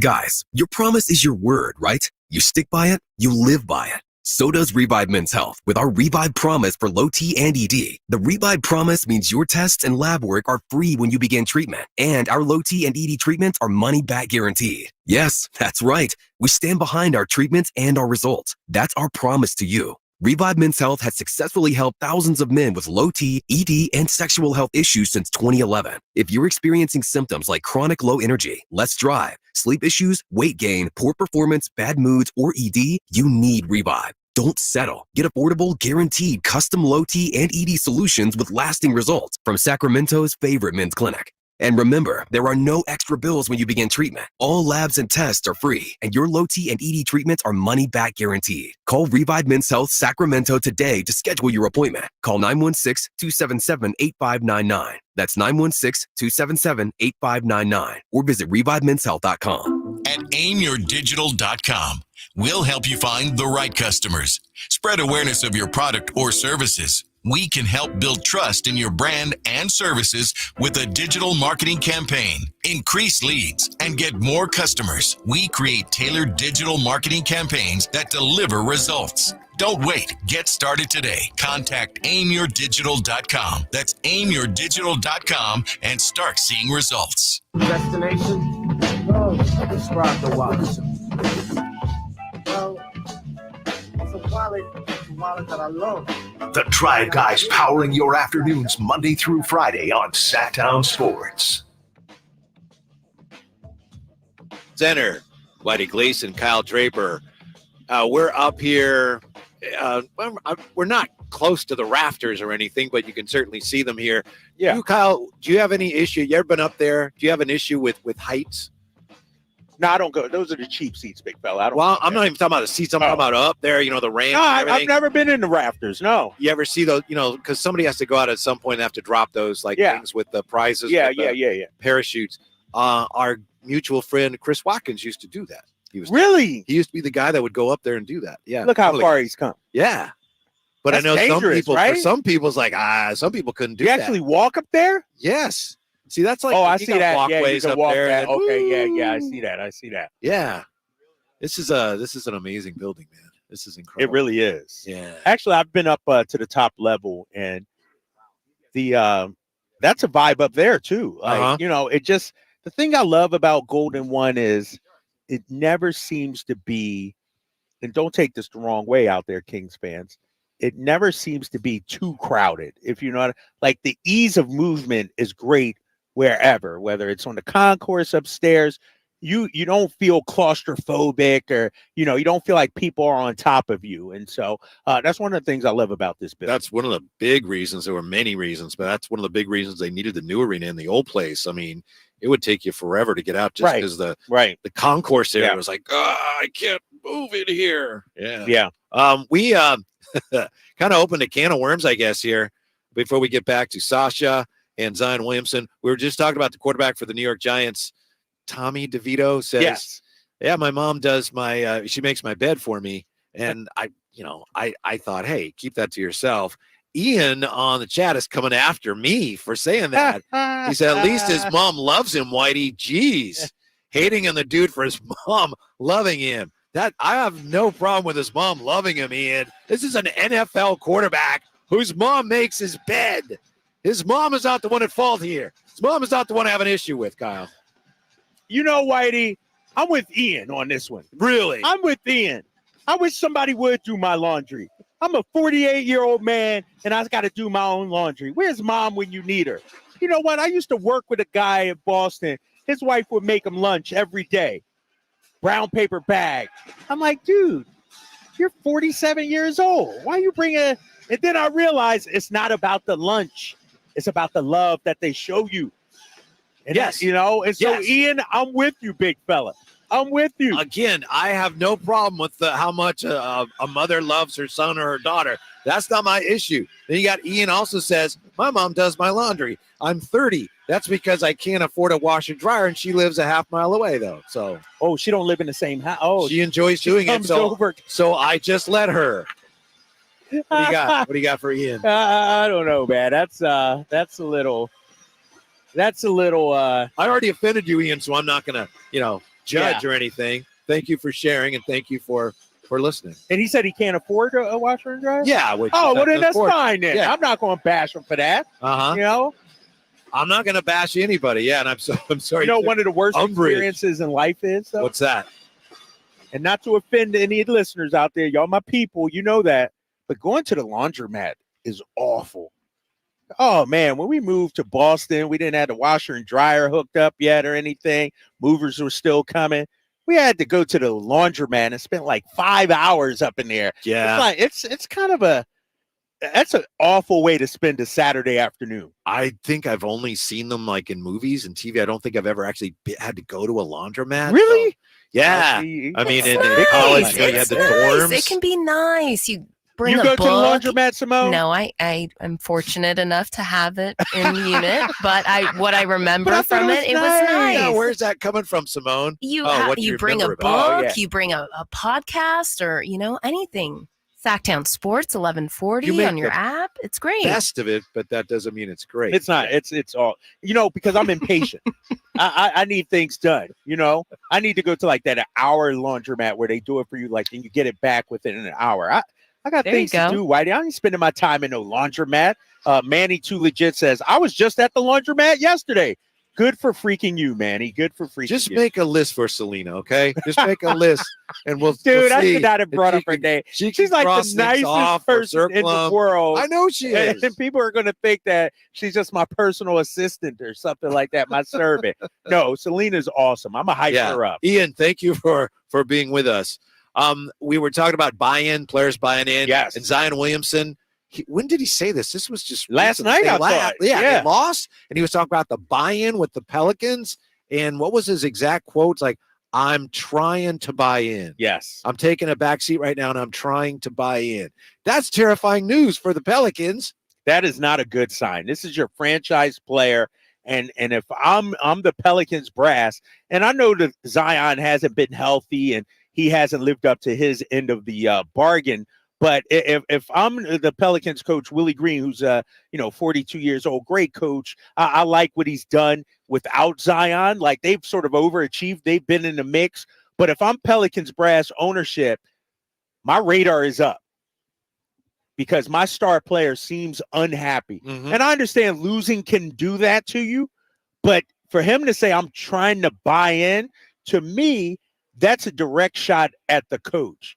That's a direct shot that says, you know what? With the coaches spewing, I'm not sure if I'm with. Right. And it's been an issue. They've kind of been walking that tightrope for a while with him. Because remember when they made that run through the playing game a couple of seasons ago, it looked like you'd see Zion dunking, but then he couldn't play. Right. It's like, so that was an issue. Then he was hurt again, but he did stay and signed the big contract. But there's still that sense that Zion's not all the way in, and they have to resolve that. He's got to be one in or out, because like this is what I'm trying to buy in. It's just dragging down the whole franchise. It is. And, in this era of player empowerment, if you're the Pelicans, I said, your radar is up, not only for the coaching, but what if Zion demands a trade?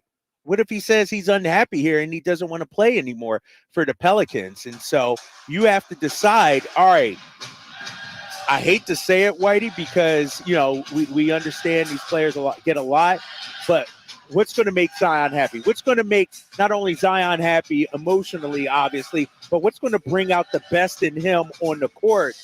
And you know what? If Willie Green's not it, they may have to make a change. It's sort of like Magic Johnson with Paul Westhead back in the day. Yeah. It's, the Lakers were coming off a championship, but Magic wasn't having fun. He wasn't enjoying it.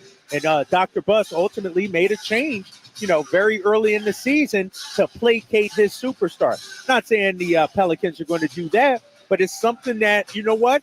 After these comments, you got to start thinking about. Sure. The problem for the Pelicans is with Zion saying, I'm trying to buy in, it almost speaks to the very viability of the franchise. Because remember, the Zion era was them coming out of having to trade Anthony Davis, who didn't want to be there.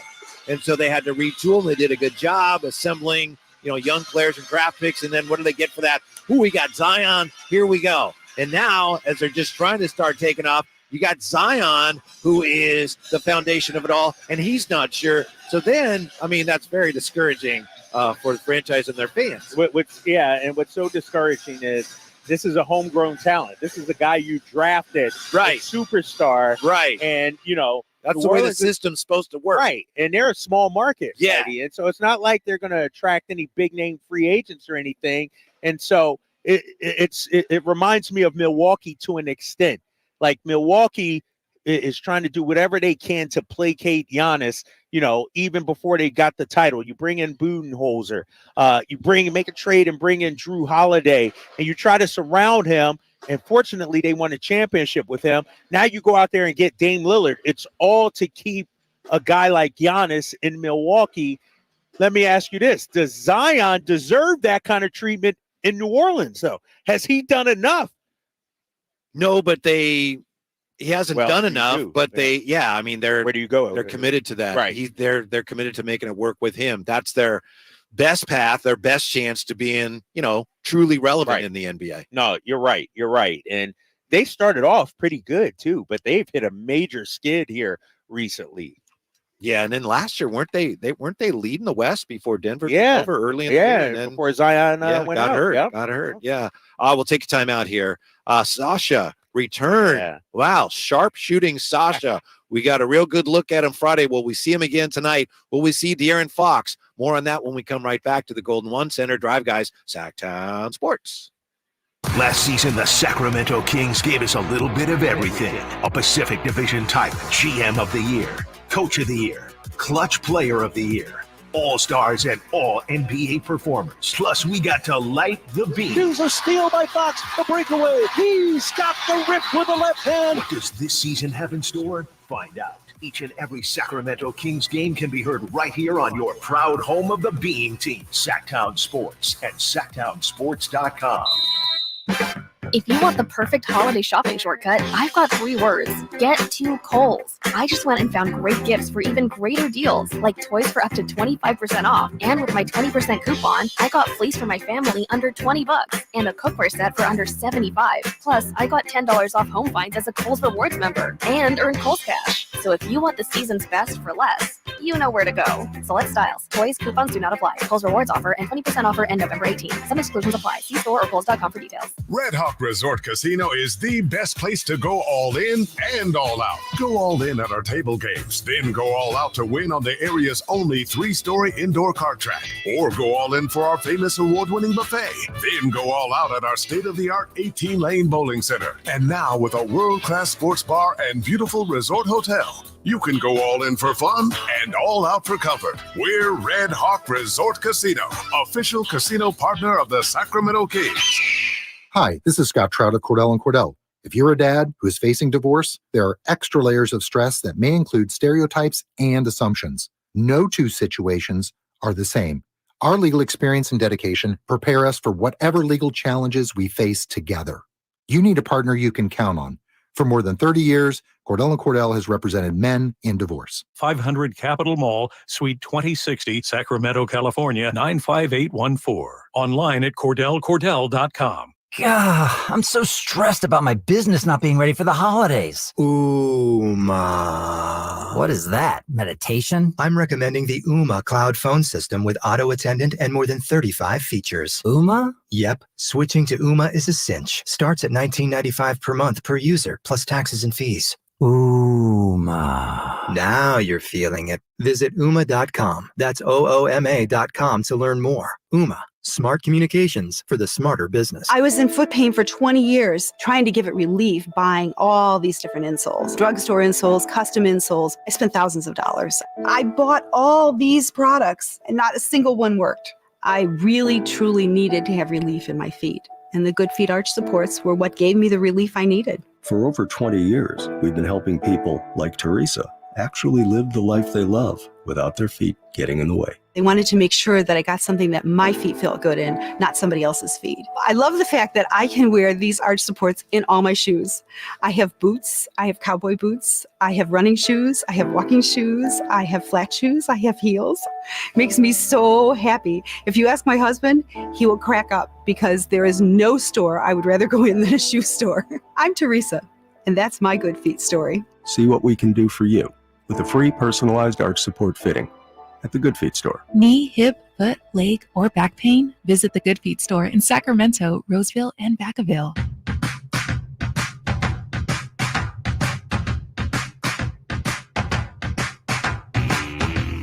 Your home for Kings basketball for over 25 seasons. Sactown Sports. De'Aaron Fox may or may not be returning to the Kings lineup tonight. Kings taking on, of course, the Cleveland Cavaliers. Kyle Draper sharing with us that while we've been on the air, De'Aaron Fox's condition has been upgraded. Upgraded to questionable, which in NBA parlance means 50-50. Could go either way.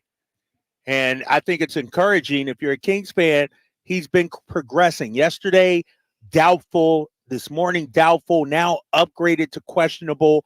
The next step is probable or available. And I think he'll go through his warm-up, and we'll see what happens. Remember a couple years ago, the NFL did away with probable because everybody was probable. Right.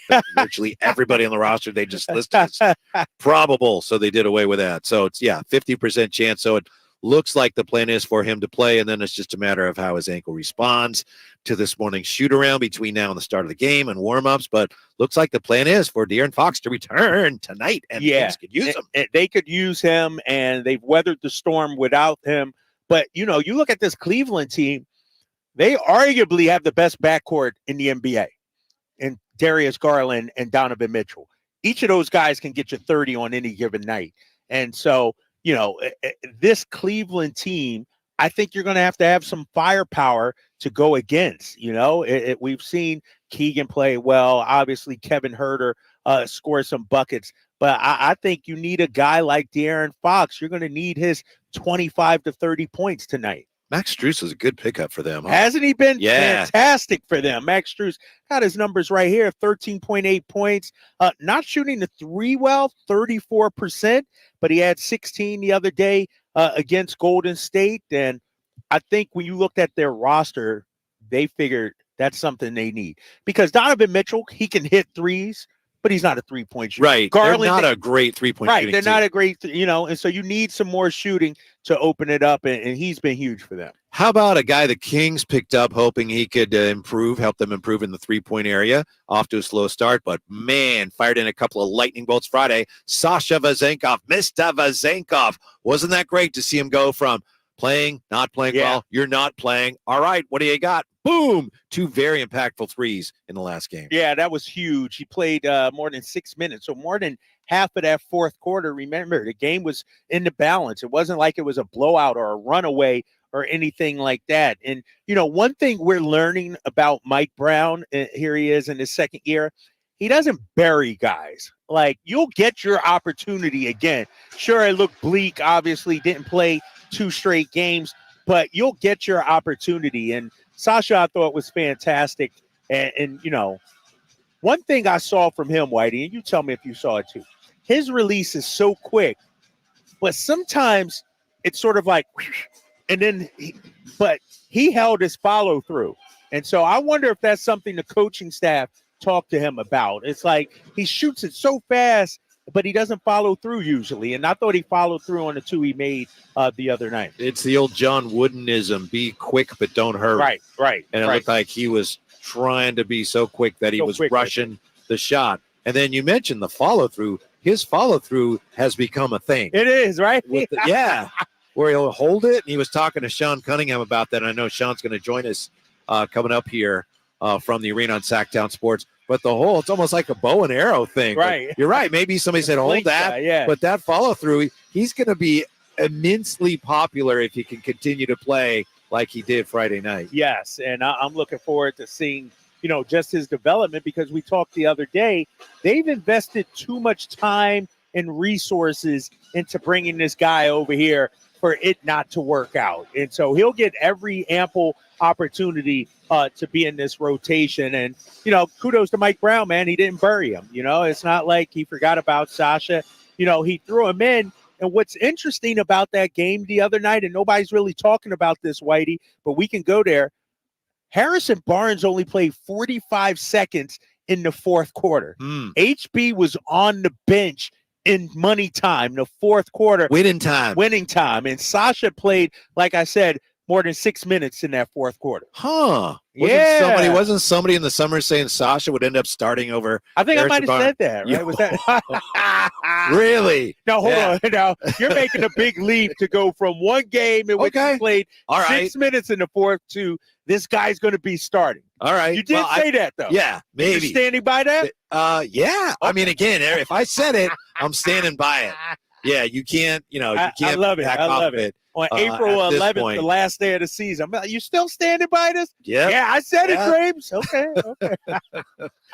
After the last game, Keegan was one of the guys that talked to the media, and I asked him about those two shots by Sasha, and he said, oh, yeah, they gave us a big boost.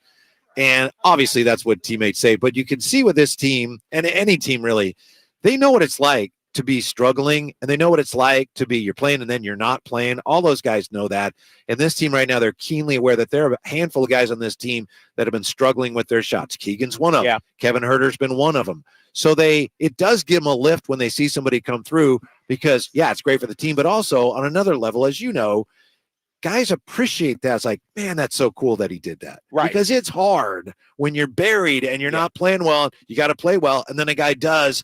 Teammates appreciate that. Yeah, because they've been through it. Like you were saying, everybody's pretty much struggled with the shooting so far this season. And, one of the things that's encouraging about this Sacramento team is they are genuinely happy for each other's success. Like, they are. Point. Yeah.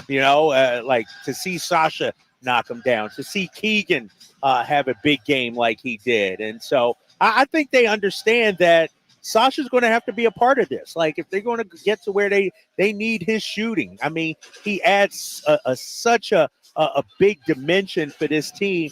You throw him out there with Kevin Herter and the Keegan Murray, let's say 3 shooters with maybe a Fox and Sabonis. How do you defend that? And so kudos to those guys. Sasha stayed ready.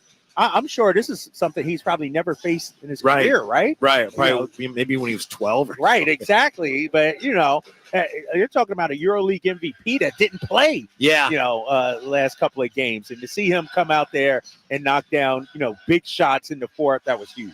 Arthur Smith on the chat says, when Sasha starts hitting shots, watch out. He's a better defender than advertised. He's the quiet piece of the Mike Brown puzzle, and it's still early. Yeah, hopefully he starts making shots. We'll start to see some of the other facets of his game. That's it. I mean, he's primarily a shooter. That's his strength, but he is supposed to be an improved rebounder, and he's supposed to be moved great without the ball, but we really haven't seen him. We haven't seen that aspect yet. or the team take advantage of that as much. Yeah, and I was thinking about this the other day when it comes to Sasha, and I said it, I think, on the air as well. It's imperative that Mike Brown and this coaching staff figures out a way to use him effectively. You can't say, this is my system and this is how you got to run it, guys. Like, one of the things that was an issue for this Kings team in the Warriors playoffs, they weren't able to adapt. And so, you got to have, all right, you got this system. Sure, we're going to run it through Domas, but when things slow down, maybe I might have to do pick and roll. Maybe Sasha might have to have I don't know, but you got to be able to diversify that. And I think it's on Mike Brown and the coaches to put Sasha in the best position possible, not just a spot up shooter or a stand in the corner shooter. We've seen he can do other things based on what we saw in Europe. And we kid a lot about Keon Ellis, but it's been remarkable to see him come in and play as well as he has from being a guy that, you might be in Stockton to, okay, you're starting, and he hasn't shot the ball really well, which has always been the big question mark about him.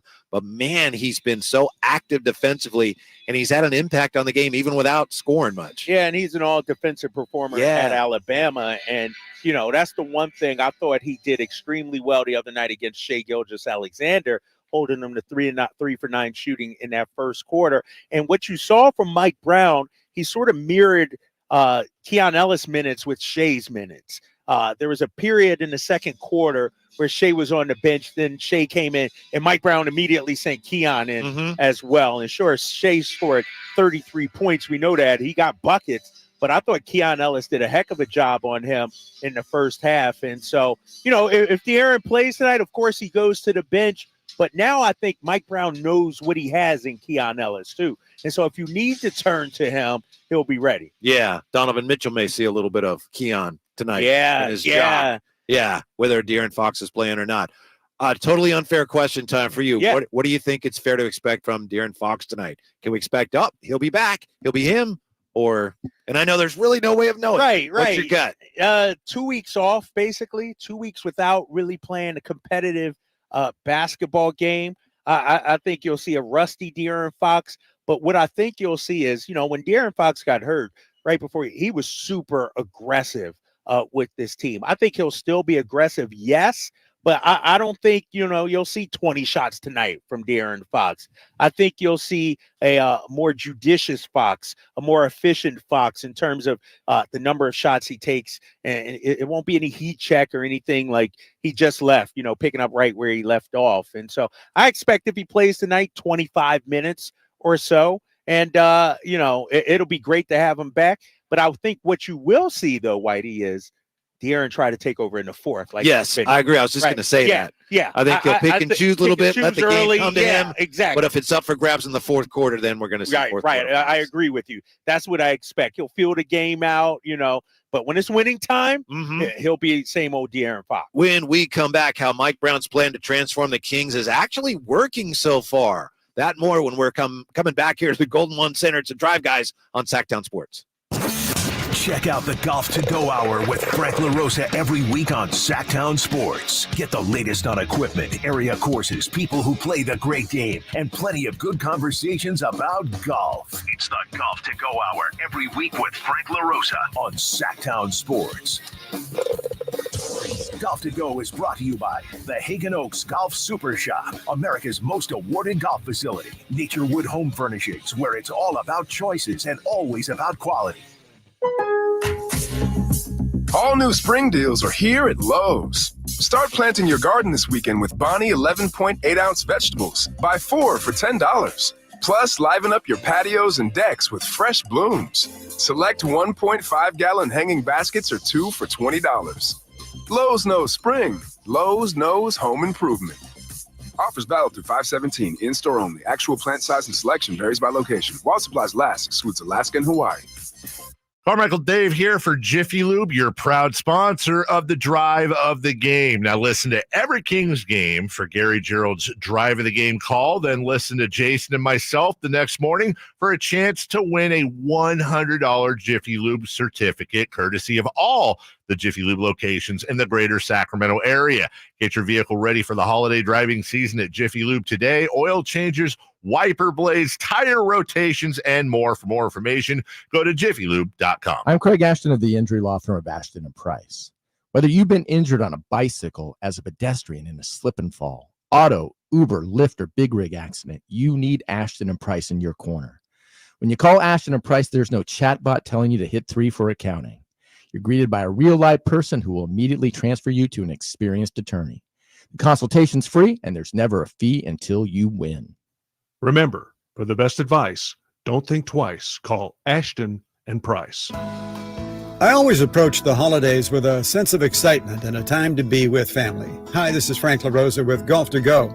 From the time I was a youngster, the family table was always filled with a gathering of grandparents, uncles, aunts, brothers, and sisters. It was that way at my Noni's home, especially at my mother's home, and today at my own home around my Naturewood dining table. The order of the day is stories, the sweet sound of children laughing, Thanks for all the blessings we each enjoy, and of course, food. Always lots of food. Home is always adorned with special trimmings which remind of past gatherings, good times shared, and relatives that have passed on. Family-owned Naturewood Home Furnishings recognizes the significance of the holidays, and buyers pay special attention to find the distinctive pieces of furniture that you'll love for its individuality today and treasure for memories you'll have tomorrow. Naturewood Home Furnishings, off Highway 50 at Hazel. Look for the water reel. It's the first ever Elk Grove Kia Frozen Turkey Bowling Extravaganza on November 18th, 2023 from 12 p.m. to 2 p.m. That's right, a frozen turkey becomes the bowling ball, and 10 liquid-filled plastic beverage bottles are your pins. It's not just bowling, it's an adventure. Knock down those pins. Each pin has a number attached to it, which means your skills can lead you to awesome prizes. And guess what? Each person gets 2 rolls, so you can aim for perfection. Now, how can you be part of this amazing event? Simple. Register at Elk Grove Kia for one of the 8 coveted spots through a raffle. But hurry, the registration deadline is November 17th, 2023 at 6 p.m. sharp. And here's the best part. No purchase is necessary. That's right. It's all about the fun and games. So make your way to Elk Grove Kia in the Elk Grove Auto Mall today for a chance to win a spot at the inaugural Elk Grove Kia Turkey Bowl. Rules and regulations at elkgrovekia.com. Elk Grove Kia. From the Power Business Technology Toshiba Studios. KHTKAM Sacramento, KYMX HD2 Sacramento. Sacramento's official home for the San Francisco 49ers. Touchdown! San Francisco! Sactown Sports. Your new home for 49ers football in the 916. Sactown Sports. Young players have started their daily workouts today at the Golden One Center. So who do we have here? We have Colby Jones, Jordan Ford, Keon Ellis, and is that Petrusev? No, that's not him. I'm not sure who that is over there. They look like they got somebody new out there. Huh. All right. So, yeah. Oh, no, that is Petrusev. Yeah. Yeah, that's him. Yeah. His hair is growing out a little bit, you know. He hasn't found a barber in Sacramento yet, but that's him. Yeah, I was like, my eyes are bad, dude. My gosh. Yeah, that's him. So it's the first and second years.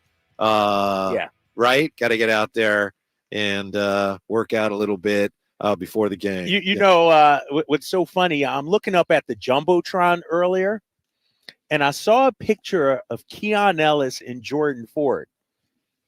And then it was said opening night or home opener. And I was like, the Kings already played. I forget those are Stockton Kings players. Like, we've seen them play for the big club here, and Keon obviously contributing to the big club. I forget that they were supposed to be, you know, main pieces for the Stockton Kings. Mm-hmm. Yeah, Kings get ready to take on, of course, the Cleveland Cavaliers, a real challenge. The Cavs, they just beat up the Warriors a couple nights ago in San Francisco. But it was last November, a year ago November, the Kings, they beat Cleveland when Cleveland made their annual visit here, and then that started a 7-game winning streak. The Kings, of course, have a 2-game winning streak going now. We'll see if they can stretch it tonight, and hopefully De'Aaron Fox is back in the lineup tonight. So already, I mean, the season just started. It's already been up and down like a crazy roller coaster. Yeah, it has been, and, you know, people have hit the panic button. People have, you know, I remember when they beat Utah, I said, oh, this team, they're legit. They're good. When they lost to Golden State, oh, they'll be just fine. No De'Aaron Fox, man, they showed me something. Then they lose to Houston, and we're looking at the trade deadline. We're like, all right, who do they need to – is OG the answer? Zach LaVine. It's like we've been all over the map, and we're only 2 weeks into the season. Yes, but you know that was legit because even the truly great G-Man stood right here the first game after those Houston losses, and he said, I'm concerned. It was Gary Gerald said that. Right, so exactly. That was, those were legitimate concerns, or at least they seemed to be at the time. Think about it, though. If you're Monty McNair, if you're Mike Brown, you're NBA vets, you've been around, you can't ride the roller coaster us media and fans ride. I mean, think about that. That can't be a way to do your job if you're Monty McNair. After 2 losses in Houston, oh, forget this. I'm going to make some moves. Like, you got to let it play out. You got to let it play out. And now if you're still having issues in November, December, okay, I get it. But you can't ride the wave after just 2 games. No, and I think part of the reason the Kings seem to be struggling in so many areas, even though right now, I think they'll take where they are, given that Fox has been out, is that Mike Brown keeps telling us, he says, this may cost us a little bit offensively in the short term, but I know we can make shots, but we're going to have to be a defensive-minded team if we're going to advance in the playoffs, if we're going to be as good as I know we can be. And so far, short sample size, small sample size, I know, but they actually are right now. I think I woke up today and checked. They 14th in defensive rating, which is crazy. That is like after the 2 Kings. We've been saying all year, if they could just get to 15th this year, that would be tremendous and a long ways to go. But so far, wow, they're making strides. And if I'm Mike Brown, I'm encouraged by what I saw, because remember after the Houston games, we were saying, man, I don't know if they can play both ends the way they want to. Mike Brown's asking them to be so great defensively, but they may be sacrificing offensively. And so maybe that's not the case anymore.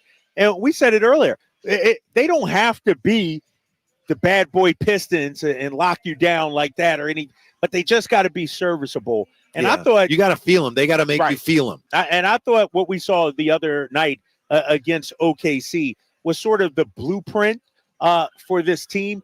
One thing the Kings can do, they may not be able to hold teams to, let's say, 88, 90 points, but they should be able to force turnovers, Whitey.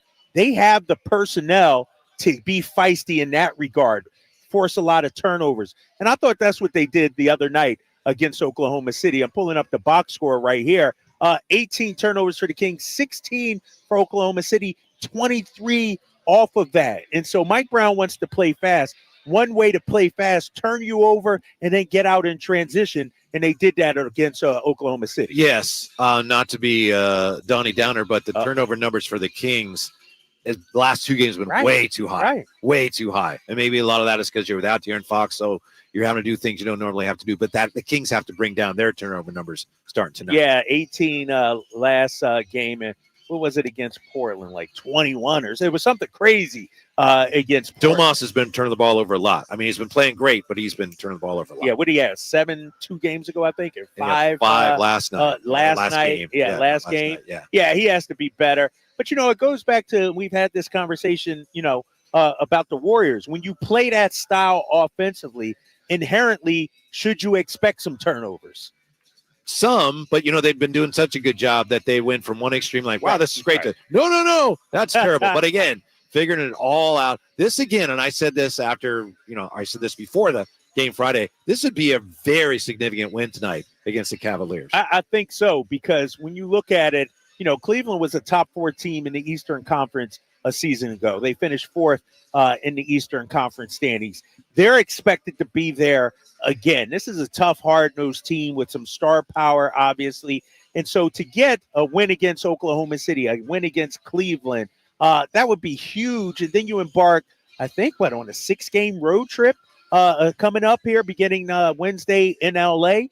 And so, no, to see this team rebound and maybe be 5-4 with De'Aaron Fox having missed at least 5 of those, I think we take that. Do you get a sense that their identity is changing a little bit? I think the identity, more importantly than how we perceive them, it's how they perceive themselves night to night and what they embrace in terms of what they need to do. Is it changing at all? After tonight. Yeah. Because I don't want to be like, oh, yeah, they're figuring it out now. And then they lay an egg tonight or something like we have like a Houston kind of showing. And so I think these are games starting tonight, obviously. Cleveland, they're not a sexy team. Sure, Donovan Mitchell's a big name, but it's not like you're facing the Lakers, Warriors, even Shai Gilgeous-Alexander, And so one of the things that I want to see from this Kings team is you don't feel good and feel like you've accomplished anything after a couple of wins. I still want to see them be hungry, stay poor, hungry, and driven.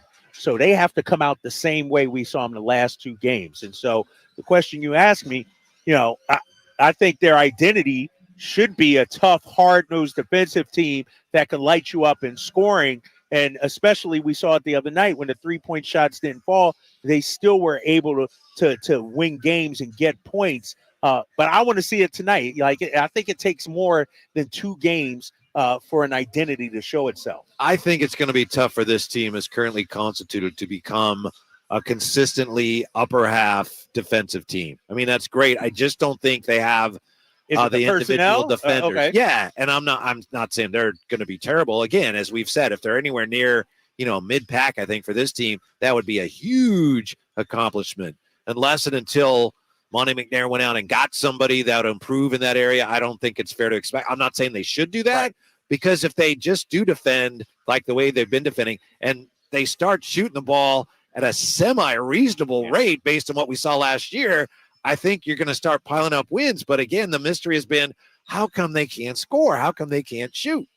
Yeah, and I would argue, when you talk about that, it's like for them to be 4-4 with their shooting being, as bad as it has been this season. I got the numbers right here, Whitey. When you look at this Sacramento Kings offense, they're 28th in overall field goal percentage, 27th in 3-point percentage. And so when that's just dreadful. There's no other way around. Right? Dreadful. This team, but yet here they are, 4-4. Yes. And you look at the Western Conference, they're ahead of, the Clippers and all these other teams we thought that would be great. And so, you know what?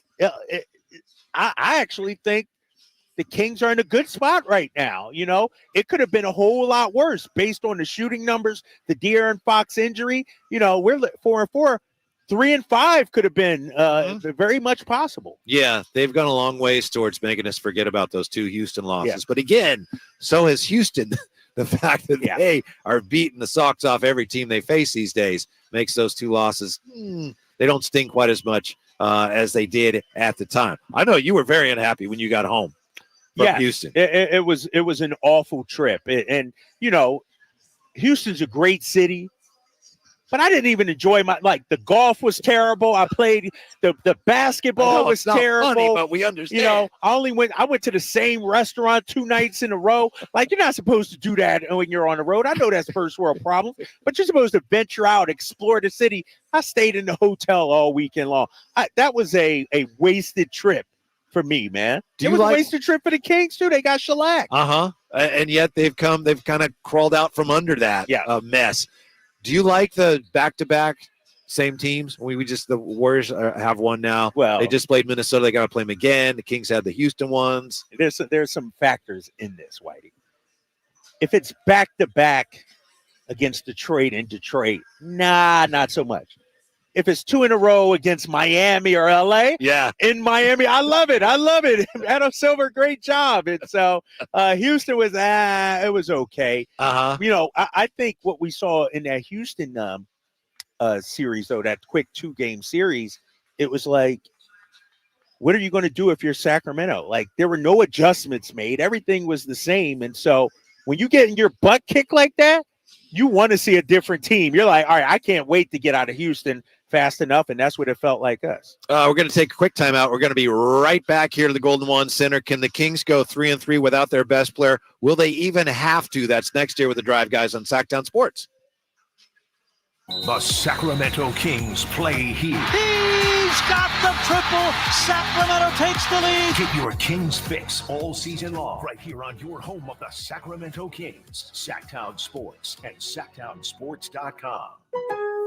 Shop Black Friday every day and get the best new deals all month long, only at Lowe's. Right now, shop the lowest prices of the year on select major appliances and save an extra $100 for every $800 you spend on select major appliances. And get up to 45% off select tools and accessories, because Lowe's knows deals. Valid through 11/15 while supplies last. Selection varies by location. Appliance savings vary based on purchase amount. Exclusions apply. See Lowe's.com for details.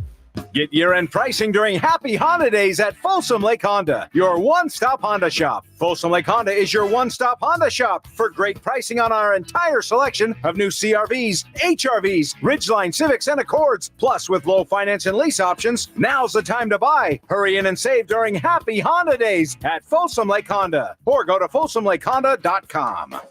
Folsom Lake Honda, yeah, your one-stop Honda shop.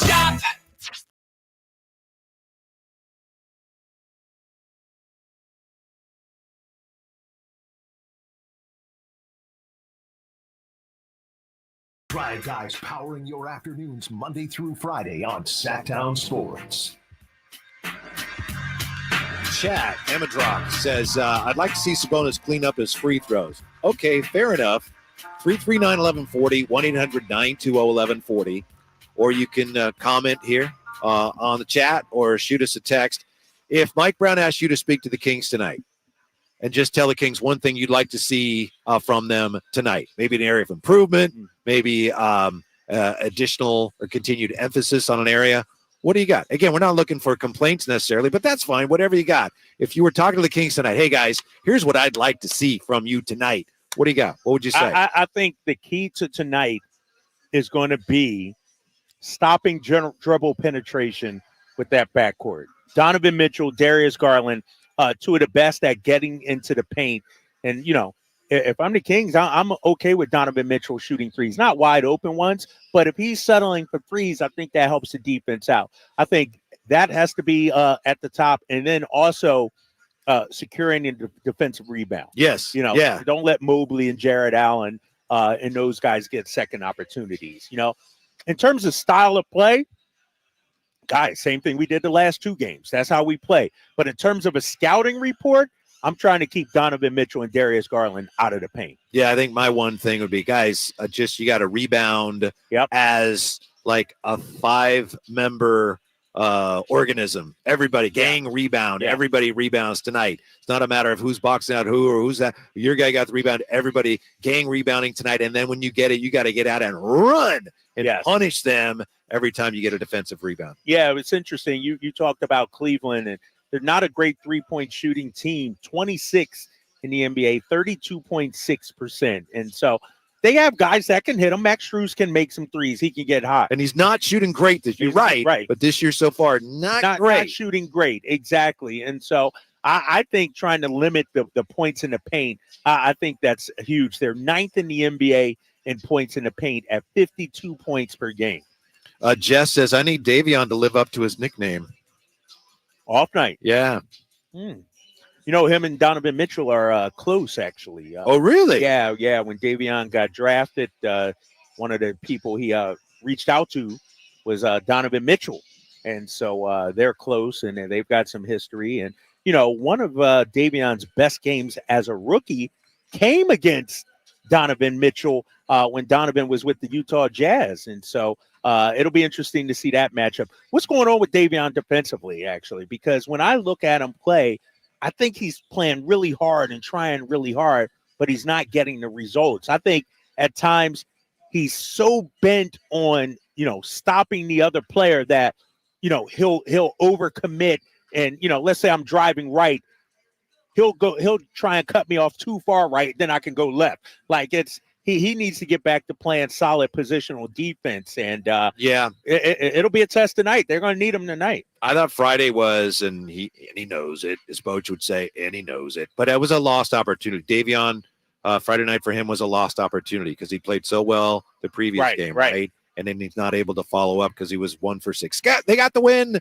That's great, but the Kings could really stand to see Davion get some traction here and consistently shoot the ball well. Yeah, and I think what was concerning for me about that the other night in that win against OKC regarding Davion, what he did so well against Portland was his ability to drive and get into the paint.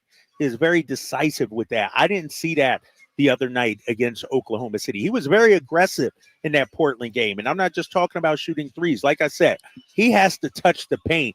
And I thought at times, you know what? He sort of didn't do that. Like he sort of resorted back to his old way. And so we'll see tonight, man.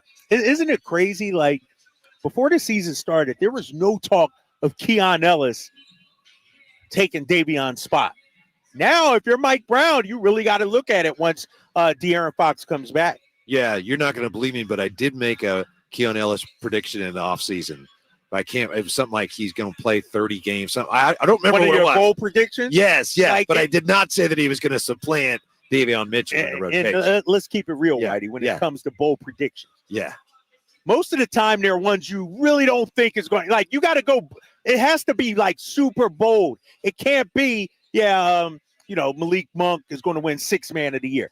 Like, I can see that happening. Uh-huh. But, like, when you say Keon Ellis is going to play 30 games. You're saying that, and maybe I'm putting words in your mouth and thoughts in your head. But to me, you're saying that so people can be like, this dude's crazy. There's no way that's going to happen. You wouldn't do something like that. No. Nah. You predict something. You put your name on it. Okay. Yeah. You really believe that? Yeah, but now I can't remember what it was, but it was something about Keon Ellis. Okay. I've always liked him, and I always figured, man, he can defend. Right. Mike Brown's going to find a spot for him if he can just knock down a few shots. So here he is. We'll see where he factors into things tonight, because it appears all signs seem to indicate that De'Aaron Fox is back tonight. He's been upgraded, Kyle, you said, from doubtful to questionable. Yes, and I think this is a big matchup because him and Donovan Mitchell, they got history. Obviously, De'Aaron played at Kentucky. Mitchell played at Louisville. And so these two have a rivalry that dates back. And so if he's back out there, I'm excited to see that matchup. And what's so crazy is when you watch this Kings team play, they're a good team. We've saw them 2 big wins the other last 2 games. But De'Aaron Fox is special. He turns Sacramento into, a play-in team into a Western Conference contender. Mm-hmm. It's sort of like, if Steph Curry's out for the Warriors, like he's so a big part of what they do that when he's out, you really miss him. And when he's back, it's like, man, they can be so special. So I'm looking to see how he does tonight.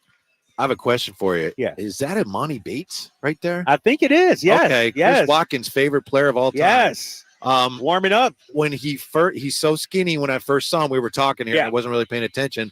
I thought it was like a high schooler or somebody just wandered out there, Yeah. Sometimes Right. they let somebody just yeah, they let him. Oh, no, car. wait. That's a guy. I do believe that's him. And he slid in the draft big time. But he has tremendous upside. He is very thin. Very thin. Yeah. Yes. All right. So it looks like De'Aaron Fox plays tonight, we think. Do we know anything more? Not to put you on the spot again. You always put me on the spot. I know, man. but you're the guy with the team. Trey Lyles. We have any information on Trey Lyles? Strained calf. Looks like he's still going to be out a while. Yeah, still. And that's crazy, right? Like this is how long was It's a Joe little Burrow out with concerning. his calf situation? He missed a And few weeks. even Then he when he started came playing back, football. Right, Yeah. but he still looked immobile. And basketball is totally different. Mhm. Like basketball, you actually spend most of the time running. Right. So this is sort of concerning. Not that it's going to be long term, but I don't think anybody expected Trey to miss the first 2 weeks of the season, going on 3 weeks. And you talk about another guy that can knock down shots, defend. And so this Kings team, remember before the season, it was all about, wait till they got injuries, see what happens. Well, they're dealing with something to start this year. And so far, they've done a great job, I think. I keep mentioning this. It's too bad people don't get to see what's going on right now. Yeah.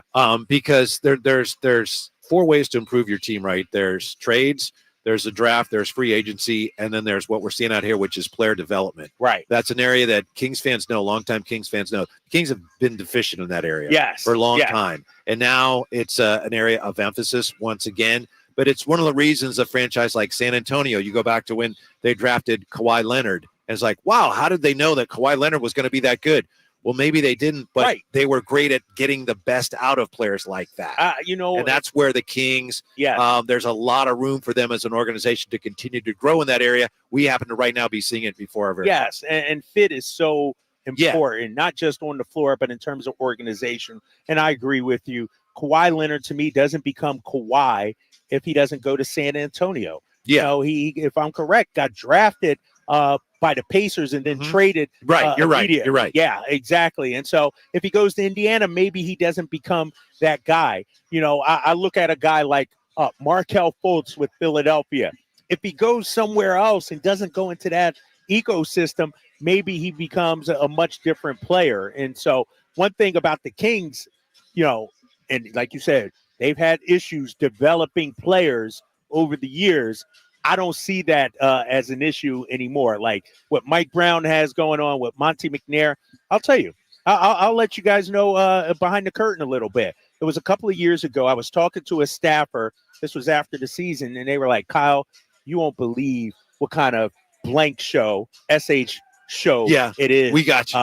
You got, I know, you're like, Drapes, we don't want to get knocked off. I don't want no FCC violations. You don't have to spell it. But that's what they say. You don't believe what kind of it is. And so I haven't heard any of that these last couple of years under Mike. Well, you just look at the recent draft picks that he's made, and you go back even to, Tyrese was a great pick, and he's not here, but he netted them Sabonis. That's a great pick. And Davion, there's still some question marks, but you understand why they picked him, and he's still got tremendous upside, of course. And De'Aaron Fox was a previous regime, but that's worked out. So they do have a handful of homegrown players here, and hopefully Colby Jones. I think there's a lot of indications that he can step into a role where he's a contributor. Yeah. So they've made, Kyle, longtime Kings fans, you can sit around and just start trading names of failed draft picks from the distant past. They've had a million distant past. Yeah. And so it's refreshing to see. And it's one of the keys to the fact that they appear to be turning this whole thing around and headed in the right direction now. Yeah, it's tremendous. And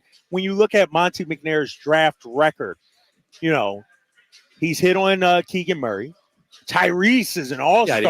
You're right. Keegan Murray, and so Davion, the jury's still out. Colby Jones, I think you'll see him a lot in Stockton because I think he needs to play. Like, this isn't a guy you just have as your 13th man just sitting on the pine. He has to get minutes somewhere. And so, I think he's done a great job so far, man. Yeah, and it's especially important for small market teams because the free agency and the trades, you're behind the 8 ball when you're in a smaller place where not a lot of the big stars necessarily want to go. Yeah, exactly. And we're seeing that with Zion, right? Like, that's why it's so important for the Pelicans to make sure it works out with Zion. Same thing with Sacramento. You got to make sure you hit on Keegan Murray. You got to make sure you hit on some of these top draft picks because you're not going to get free agents going there. Coming up next, Fox 40's Sean Cunningham on De'Aaron Fox's potential return tonight.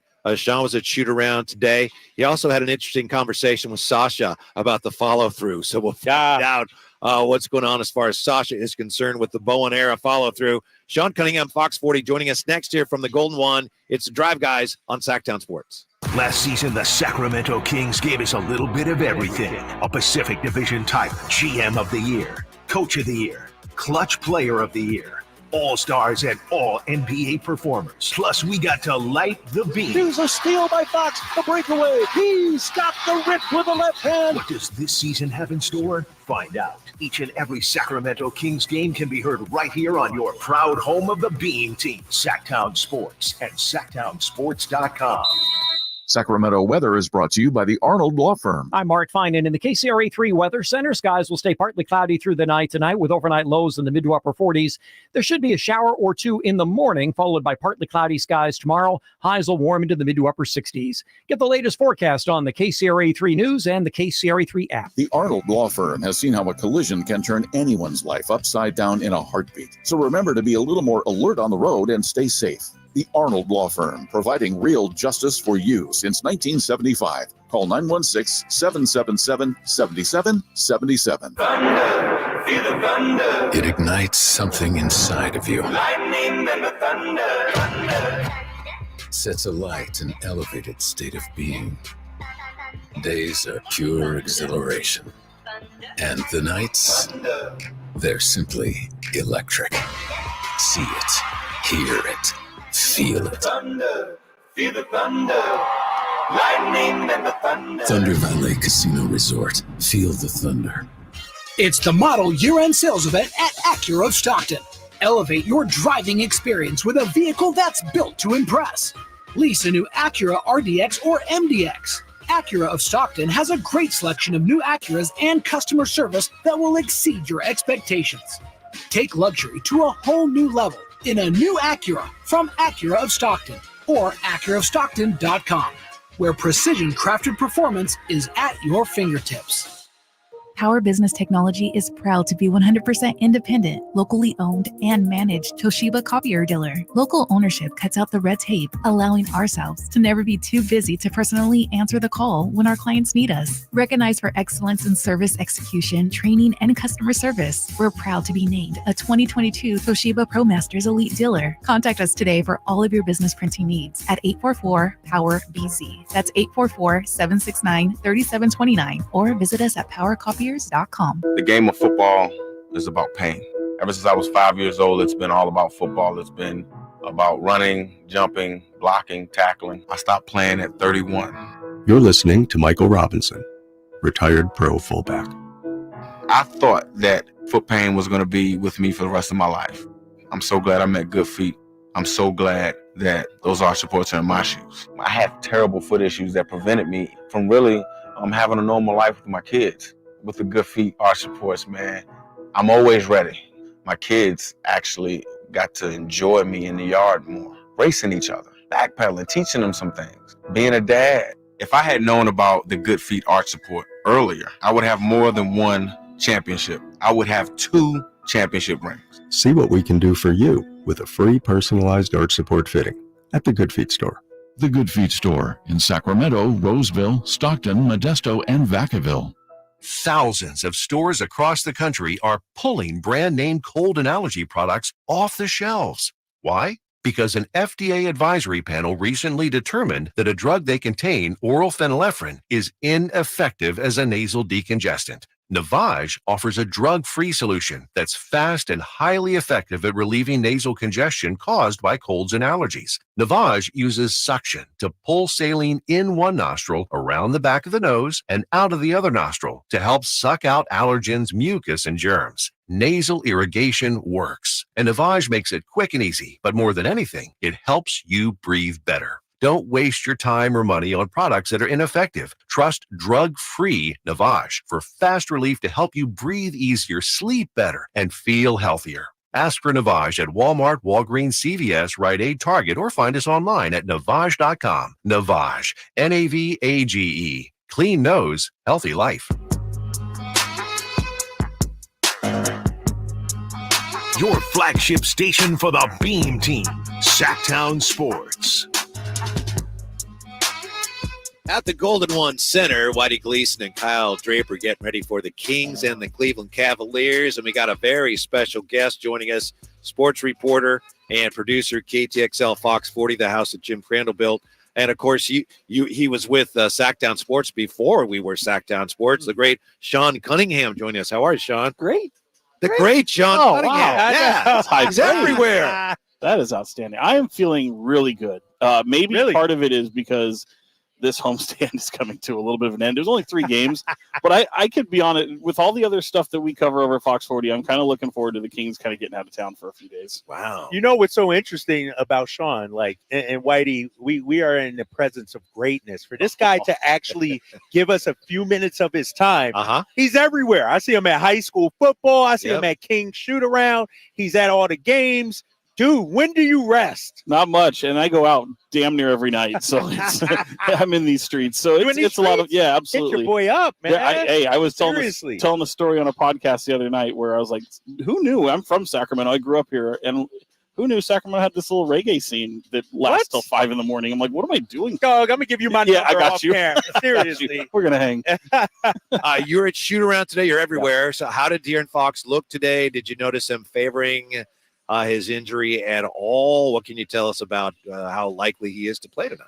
No, I mean, I thought he looked very spry, and this is coming off of a practice. He finally went 5-on-5 on Sunday, and seeing him on Sunday and kind of combining it from what we saw at shoot-around today, which really wasn't much, but he's cutting all over the place and jumping around, and he's in super good spirits, and I think you can see it in the video I tweeted, but also, like, talking to a lot of people who've seen him over the past few days, they kind of think that there's a really good chance, and obviously he's been upgraded to questionable. We'll probably get word here maybe before Mike Brown talks at 5:15 if he's ready to go or not. But if I'm Mike Brown, I might be like, you know what, JB Bickerstaff, I'm not going to tell you. Right. You know, let's just hold off a little bit. Time decision. Yeah, they'll do let's just see him warm up with Domas and see how he feels, and all the while know that he's probably going to give it a go. If I was to bet, I think he's going to give it a go. But I've been wrong before. You know, and let's say he does go based on what you saw at practice and shoot around. How much should we expect from him tonight? Well, I don't think they'll. When it comes to De'Aaron, and especially for the way he treats his own game, I don't think if he feels he can't go out there and be the De'Aaron Fox we all know and love, then I don't think he'll go. I think it's that they'll be that cautious with him, and sometimes they have to hold him back a little bit. I think if he goes tonight, you're going to see extended minutes for him. I don't know that there will be a quote unquote minutes restriction for him. But that's only because you know who the player is. Mike Brown will always put a player through contact and full practice and a shoot around before he brings a guy back. So if they get through those stages, and it's only been 5 games, and De'Aaron said about 5 days after the fact that like the pain was pretty much gone at that point. It's really just impact and cutting and all that stuff. So I think I wouldn't expect a minute restriction at all from him. Yeah, I know there's been a lot of talk, speculation about, well, is he coming back because of they're playing or minutes restriction? I have to think, and correct me if I'm wrong, I have to think that he's so valuable to them that he was going to play whenever he was 100% healthy, period. That was the only determining factor. If he's playing tonight, they have reason to believe he is. Absolutely. And I don't think, I know a lot of people speculate too now with all the how awards are given out at the end of the year. You have to hit a certain threshold of games and this, if he stays out a few more games, could impact that. That's not really a consideration from at least what he's told, what he's said, and what other people have said. So, I think they're just going to trust the player. And sometimes you have to put a little restriction on that player and say, we got to save you from yourself. Protect him from himself. Yeah, absolutely. But I don't think it'll be the case. Yeah. Sean, here we are. De'Aaron's missed 5 games. They're 4-4. How would you grade what they've accomplished so far, where they stand right now? I think coming off of Oklahoma City, where Mike Brown has talked about how, all the improvements and all the focus on physicality and how it really kind of came to a crescendo in terms of the best we've seen and through an 8-game stretch and really a preseason as well. I think because of that, it's a lot better than when I looked at it coming off of the Houston game. And obviously, look, Houston being a different Houston team than maybe people maybe thought they would be when the Kings went into Houston for those first 2 games. Now they're on this big winning streak and now just taking down the likes of like Denver. I mean, this is I think it helps stomach that a little bit better. My only concern is, look, you already know you're a bad defensive team, and anything you can do to bring yourself up from the doldrums of the NBA to maybe middle of the road would be such a great improvement. And Mike even talked about doing that and adding physicality and how physicality plays a role in trying to what that'll do to your pace. It could slow you down. So he went from an all-time scoring record type team last year. Yeah. And if you come down a few notches, that's okay. But losing a guy like De'Aaron Fox, who is an all-star and who is somebody you depend on for everything. Last year they did a few games without De'Aaron and they didn't lose their identity. They didn't lose that fast-paced team.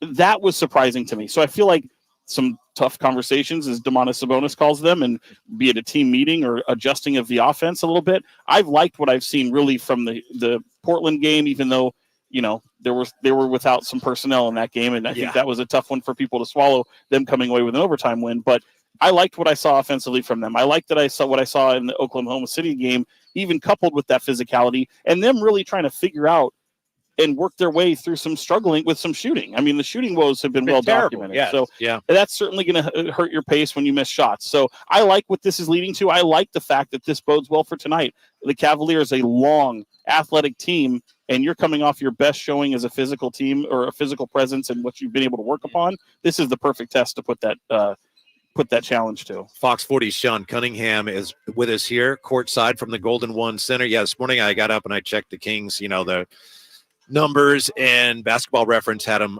defensive rating 14th, and I thought I was hallucinating or something. What did you put in my cereal? But yeah, here they are. I want to ask you to change it up a little bit because you talked to so many players. I know you had an interesting conversation with Sasha, which I think we'll get to here. But of all the guys on this team, who is your favorite to interview? Malik Monk, 100%.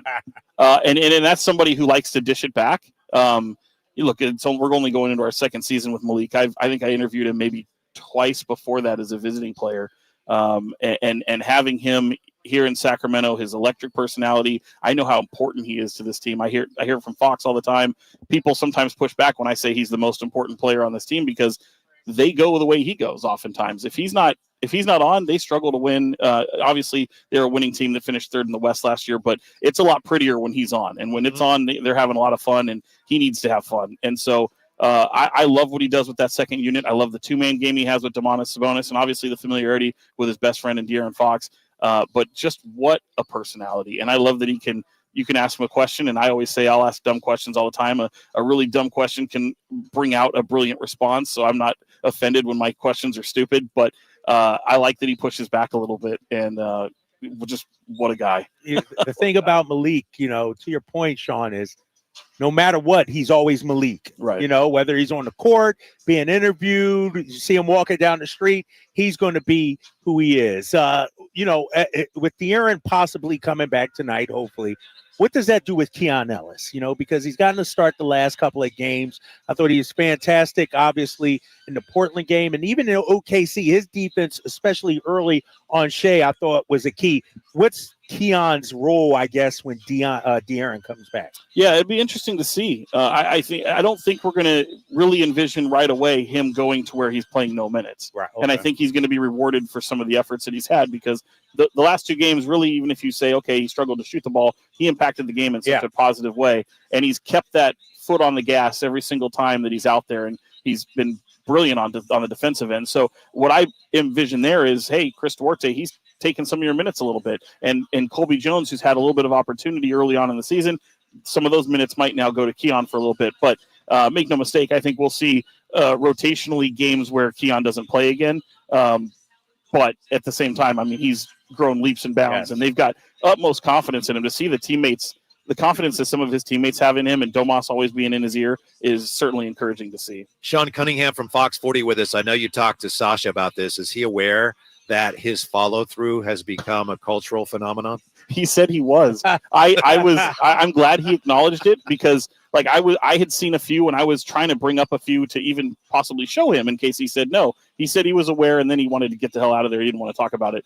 But since then, since having posted a couple things, since posting the video today, I've had a lot of people shoot me some stuff. And my favorite one I think I saw recently, and I hope I can show the For chat those who here. don't know, he holds the follow-through with his left hand, and then with the right hand, it looks like he's got a bow and arrow, right? Yeah, it looks like a sniper. And some right. people have compared him to the Marvel character, the Archer, right? So I'm showing this one here. Hawkeye, yeah. But I'm going to show you this one. This might be my favorite, and I hope the chat can pick this up. This is beer pong with De'Aaron Fox and Sasha Vezenkov. Is that a real picture? No, of course not. Oh, I was about to say, like, what the heck?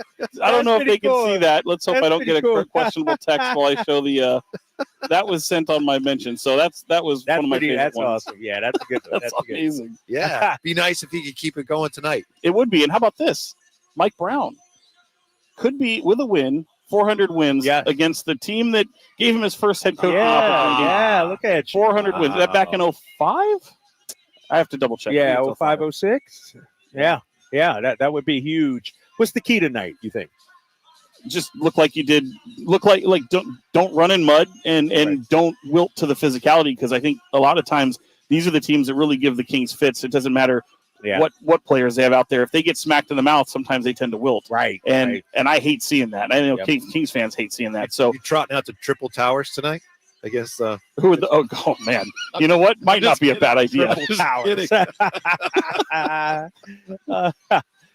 All right, man. Sean, thank you for coming by, man. You gotta get to work, Appreciate right? you. Yeah. Y'all got any more live shots you about to do? Or We got like that? plenty. We got two more. Two more. Lucky you. Lucky. All right. From Fox 40, of course, the great. And he Hold up. is. Do I follow Sean on social media? I might not even follow him. That's my bet. No, I'm sure I follow you, man. I'm joking with you. I'm messing with you. Guess who? I don't follow Whitey. Guess who? Kyle Draper, the only person who follows his mom, is Whitey Gleason. So That's stop right. that. Stop bringing up my mom. Number two. I'll be on that. Oh my God! What is going on? Yes. Dude, you know she listens to the show. Mrs. Draper, how are you? Yeah. You're like, She's, I'm a P1, follower no question. too. Oh, that's right. Oh, we I take can learn it. out. We come right back here with this question: where do you stand on the Keegan versus Monk dunk debate next year from the Golden One Center? Drive Guys on Sactown Sports. Will Kyle Shanahan and the 49ers brass go all the way this season? Could the Niners win their first Super Bowl since 1995? Join us throughout the season to hear all the games and all the analysis on Sactown Sports at SactownSports.com. Sacramento weather is brought to you by the Arnold Law Firm. I'm Mark Finan in the KCRA 3 Weather Center. Skies will stay partly cloudy through the night tonight with overnight lows in the mid to upper 40s. There should be a shower or two in the morning, followed by partly cloudy skies tomorrow. Highs will warm into the mid to upper 60s. Get the latest forecast on the KCRA 3 News and the KCRA 3 app. The Arnold Law Firm has seen how a collision can turn anyone's life upside down in a heartbeat. So remember to be a little more alert on the road and stay safe. The Arnold Law Firm, providing real justice for you since 1975. Call 916-777-7777. If you finally decided it's time to purchase a new Mercedes-Benz, the family owners of Mercedes-Benz of Stockton are offering select vehicles like the Mercedes-Benz C and E-Class sedans and the all-electric vehicles at 3.99% APR for up to 72 months for qualified buyers. Your new Mercedes awaits you just 45 minutes from Sacramento, right off I-5. See why we make buying the finest car in the world a special event you'll never forget. Welcome to Mercedes-Benz of Stockton, mbofstockton.com. If you want the perfect holiday shopping shortcut, I've got 3 words. Get to Kohl's. I just went and found great gifts for even greater deals, like toys for up to 25% off. And with my 20% coupon, I got fleece for my family under $20 and a cookware set for under $75. Plus, I got $10 off home finds as a Kohl's Rewards member and earned Kohl's Cash. So if you want the season's best for less, you know where to go. Select styles. Toys, coupons do not apply. Kohl's Rewards offer and 20% offer end November 18th. Some exclusions apply. See store or kohls.com for details. Fargo, the new virtual assistant from Wells Fargo, makes banking faster and easier. Like this. Fargo, what's my checking account routing number? And this. Fargo, turn off my debit card. And this. Fargo, what did I spend on groceries last month? And that's just the beginning. Do you Fargo? You can in the Wells Fargo mobile app. Learn more at wellsfargo.com/getfargo. Terms and conditions apply. Your mobile carrier's availability and message and data rates may apply. Wells Fargo Bank, N.A., member FDIC. Shop Black Friday every day and get the best new deals all month long, only at Lowe's. Right now, shop the lowest prices of the year on select major appliances and save an extra $100 for every $800 you spend on select major appliances. And get up to 45% off select tools and accessories, because Lowe's knows deals. Valid through 11/15 while supplies last. Selection varies by location. Appliance savings vary based on purchase amount. Exclusions apply. See Lowe's.com for details. O'Reilly Auto Parts' new Brake Best Select Pro brand raises the bar for the best aftermarket domestic brake pads and rotors available. For vehicle-specific friction formulations, Quiet-Tech noise-canceling shims, and stainless steel hardware, choose Brake Best Select Pro. Professional-grade brakes from the professional parts people at O'Reilly Auto Parts. O'Reilly Auto Parts. Gold Country Casino Resort in Oroville is thrilled to present American Idol winner Chase Beckham, Saturday, November 18th. Now I'm 23. Don't miss out on your chance to see this talented country artist live. If you don't take in the back porch, fireflies. Get your tickets now to see Chase Beckham at goldcountrycasino.com, November 18th at 8 p.m. Gold Country Casino Resort. Must be 21 or older.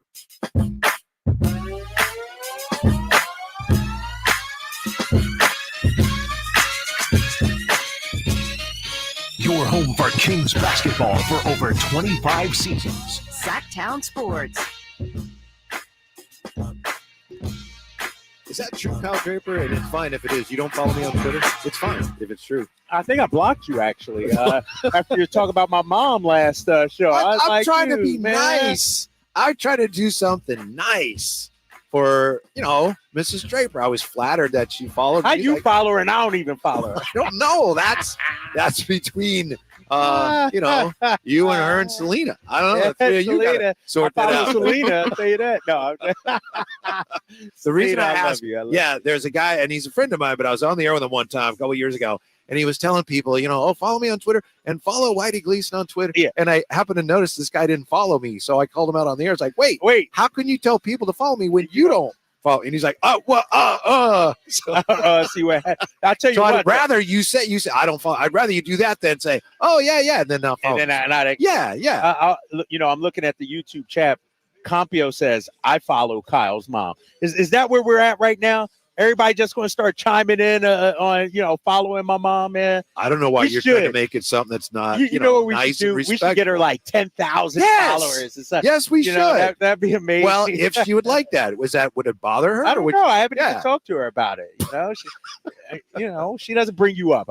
Okay. I know that's hard to believe. No, Whitey, but it's fine. If she likes it, great. And if she's like for any reason, like, I don't really care for that. then I will unfollow. I'm not going to unfollow at the risk of, some people can be insulted by If you unfollow, she might text me, "Hey, why did Whitey unfollow?" Yes, so leave it as is, big fella. Leave All it right. as is. Yeah, I think we're good. It's I like think we're good. Kim Kardashian. Doesn't she follow like one person or something like that? She I don't know. She used to follow only Kanye West or something like that. Uh-huh. You're like the reverse of that. Yeah. My mom only has one follower, and it's you. There's some as a Joey Bats, the baseball player. Yeah. He would follow you follow him, he would follow you back. He's an automatic follow back. Okay. Yeah. And then I think there's somebody Drew Gooden was like that for a while. Drew Gooden? Yeah. Okay. Yeah. All right. I don't know. Anyway, it's a privilege to have your mom as one of my Oh my God. I appreciate that.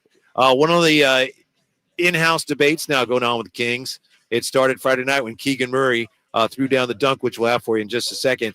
Which was the better dunk this year, the Keegan dunk over Chet Holmgren or the opening night in Utah Malik Monk throwdown? This is a great debate. Do you want to hear him before you? Yeah, let me weigh in? hear him first. Let me. All hear right. him First we have, and I think Jay, we have if we have the Monk, yeah. Do we have Monk? Or do we just have Keegan right now? Okay, let's start. Thank you. Let's start opening night. This was Malik Monk in Utah. Here's a Fox steal. Got a breakaway coming up for Sacramento. Chased by Dunn. Drops it to Monk. Hammer time thrown down by Malik Monk. That's as good as it gets for Sacramento in transition. Fox with the steal. His former Wildcat collegiate teammate at the University of Kentucky, Malik Monk, with a big-time hammer to make it 102-82. Biggest lead of the ballgame. A great call. Great on call a great by dunk. G-Man. Yeah. And then we had just Friday night over Chet Holmgren. What'd you call the little rocker step from Keegan? Little rocker just step. a little, And then, and then this was the dunk from Keegan. Sabonis gives to Herter. Herter, one dribble, left wing to Barnes, back to Sabonis, top of the foul circle. Drops to Herter, throws a crazy pass to the right wing, but saved from going out of bounds by Keegan. Keegan off the drive to the basket with a rip with the right hand. He threw that one down, and people popped right out of their seats on their feet. Keegan has 10. Kings lead 51-42. Here comes Josh Giddey with a drive. Yeah. Lost the ball, and a loose ball foul is going to be called on Giddey. Yeah, thank you, Jay, for getting those ready for us. So, which way do you go on that? That's a good one. Is this something they're talking about? Yeah. In the locker room. I think I'm gonna go Keegan. I totally disagree with you. I'm gonna go Keegan, and here's why. See, Whitey. What Malik did, it was great. It was fantastic. It was impactful. We felt that. But Keegan went through traffic. Keegan shook the initial defender, put it on the deck, and then Malik Monk was in transition, and Chris Dunn was late turning around. I mean, it was a great dunk. But give me Keegan because of who he is, the statement that it made. He's known as just a three-point shooter. He had a little wiggle to his jiggle. Like, give me Keegan Murray's dunk. Well, to each his own. They're both tremendous dunks. To me, who he is should have nothing to do with judging a dunk. What? Zero. So hold on. Like one of the great dunks in Kings history was Ronnie Price. Well, who's Ronnie Price? I don't care. Exactly. It was a great That's right. dunk. Who's Ronnie Price? But he dunked. Spud Webb beat Dominique Wilkins in a dunk contest. Right. You know why? Because he was Spud Webb. If he was 6'5" Spud Webb, he wouldn't have won. It's because it was so out of the ordinary. What we saw from Keegan was so out of character. Sure, we've seen him dunk before, but to do a little jab step, was great. Yeah. and then come on, man. But you're making it sound like he weaved his way through three players and jumped over two. He had a very nice jab step, which and then he got open, and then it was right to the cup, and it was great. Monk was done. You say. Dunn was right on him, and this is what Malik has said when he's been asked about this. He said his dunk was body to body, and it was a monstrous throwdown, and it was Keegan's was great, and it was like, boom, wow, there you go. But Malik Monk was like, Holmgren. I am stealing your heart from your chest and still beating in front of your eyes. I'm also stealing your soul. It was a better dunk. Hey, can somebody tweet me my version of those two dunks? I need to talk to Jay Johnson. That's a great. I'm on the play-by-play too. That's you know that, right? And it's my show. We're the and I got to hear G-Man. But that's because what station are you on? Oh, all right. Right? All right. I mean, you are on Sactown Sports. That upset me a little bit, Whitey. I'm just saying. I think we have the Malik one somewhere because You know, and a lot of your calls, they delete them right away the next day. Right. But, I got a 2-hour shelf life, yeah, right? That's right. Delete. No, I believe we heard the Monk one the next day. But, you know, the G-Man's because it's a Sactown. No, it's a legend. Because I'm trying to remember That is my a good reaction. point, though. I'm like, hold on. I didn't even think. No offense to G-Man, but it's like, man, this is the best call of those two dunks you'll ever hear. And I'm sitting over here in the corner like, dang, is that how my station does me? Like Jay Johnson, we supposed to be all in this. We're not together. on NBC Sports California right but now, you got okay? drapes, baby. It's called Synergy. Uh-huh. It's called, we use some of G-Man stuff on TV. Yeah. Come on now. I'm offended. All right. We'll see if we can get those. Jess is like, why is Drapes yelling? Jess in the YouTube chat, you don't know who I am. I'm always yelling. I'm yelling when I wake up, man. But that's interesting. You realized that you were losing the battle on the dunk, so you decided I'm going to go a whole different way on this because I'm getting my tail kicked here a little bit. That's an old school tactic, right? When you're losing the argument, pivot left and switching into a different argument. They both were great, and it is great that the two of them are. But who has the bet this year? Isn't it between Fox and Monk? and Keegan? Fox and Keegan. Okay. Yes. Well, so Malik's not even part of that. Malik's not. They didn't want Malik to be a part of that because he's notorious for some of his dunks. And so we just threw a poll up on the YouTube chat. Head on over there right now. Sactown Sports 1140 on YouTube. Which dunk was more spectacular? Was it Malik's or Keegan? No, it was Malik's. Is there a right answer? Yeah, I think there was. That's saying a lot because they were both great. But to me, Malik's was that much more impactful. That was like a whoa. I just made my vote. Okay, fair enough. Keegan's like, yeah, that was great. And Malik's just resonated on a more visceral level. That's what I'd go with because that was like wow. That got you right down to the core. But two great dunks. Yeah, exactly. And Kyle's calls, as I don't have to tell you, they were man, I will never forget them. I tell you, with friends like Whitey, who needs enemies, right? Yeah. No, we'll get to. We wanted to save that. Save that for you. Yeah. But really, those were great calls, they were great dunks, and I thank you. I appreciate that. And in G-Man too, like when you have those kind of plays. And something I guess I don't know if I need to work on or try to learn, but I lose all professionalism. I become a fan. I don't think that's bad. Yeah, I'm the guy on the couch. If Malik's dunking, I'm out of my seat, And so both those dunks, they brought you out of your seat. It was like, wow, the two best dunks. Hey, and don't forget, Domas had a dunk too. I know. It's funny. I was thinking that. He had some great dunks, but they're just, he's always standing there. Yeah. And these were like, look out. We take a time out here. So how's the poll going? I'll get the results. All right, we'll get the results here. Vote early, vote often. What do you say? What was that, Jay? Say in my ear? Keep going. All right. When we come back here, we'll get to that in just a second here because it's close. Is it close? Yeah, don't look. Why not? 59-41 Malik Monk right now. Okay. All right. But very my people early. will vote. Very early. Yes. Yeah. 339-1140, 1-800-920-1140. Want to cast a vote? Go to our YouTube page. And when we come right back here, we'll take a look at the Kings have won 2 straight. What do they have to do better tonight to keep the beam lit?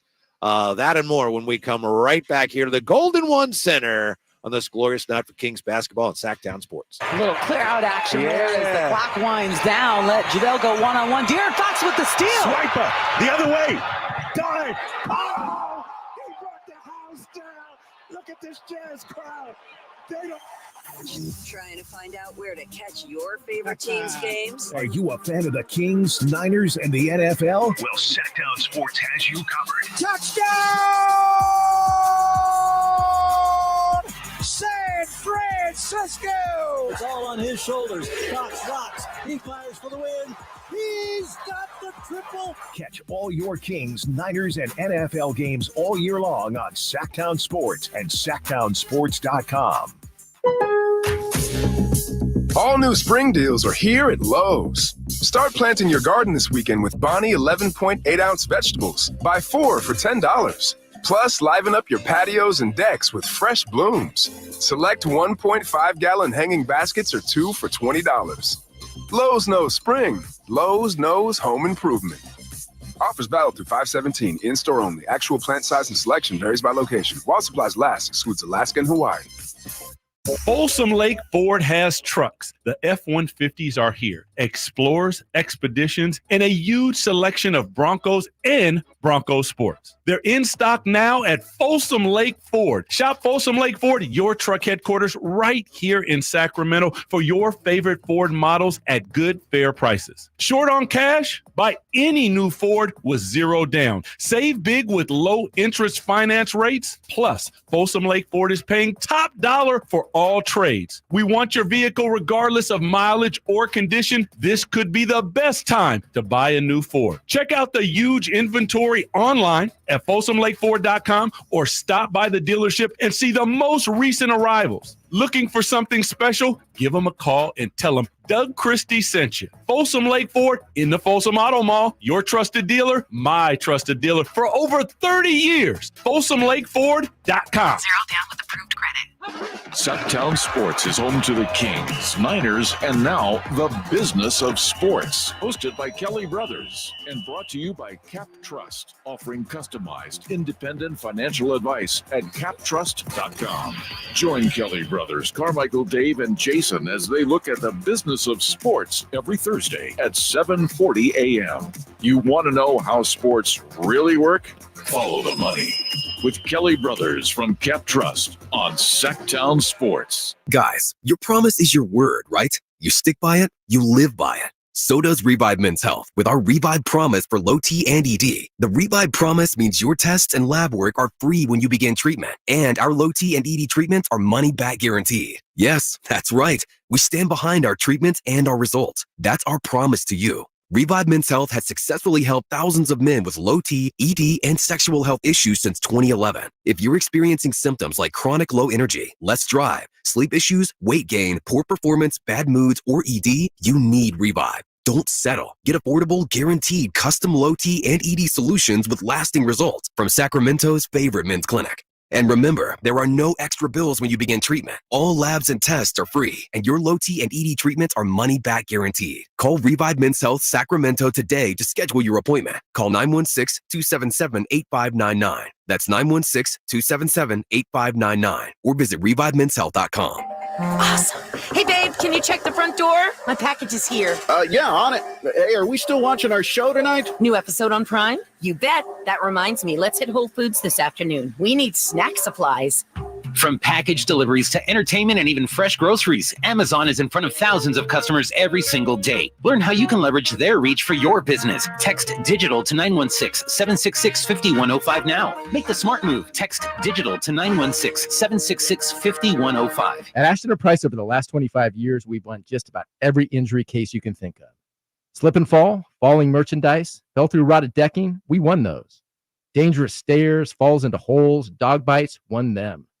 Injured while pedestrian or on a bicycle, auto, motorcycle, big rig, company vehicle, Uber, or Lyft accident, we've won them all. And the best news is there's no fee until you win. So no matter how you got injured, remember, for the best advice, don't think twice. Call Ashton & Price. At Grainger, we're for the ones who specialize in saving the day and for the ones who've mastered the art of keeping business moving. We offer industrial-grade supplies for every industry with same-day pickup and next-day delivery on most orders, all backed by real people ready to help. So you can get the right answers and products right when you need them. Call quickgrainger.com or just stop by. Grainger, for the ones who get it done. Hey, it's Carmichael Dave letting you know Capital Casino, Sacramento's #1 poker room and primetime football location is back. Cap Casino giving away $500 per game in high hand bonuses for every Sunday, Monday, and Thursday night primetime game, offering the best food, best service, and the best action with the most variety of games in the region and conveniently located in downtown Sacramento. Check it out. Capital Casino. And as always, please remember to gamble responsibly. 1-800-GAMBLER. KHTKAM Sacramento. KYMX HD2 Sacramento. From the Power Business Technology Toshiba Studios, your home for the Oakland A's every weekend.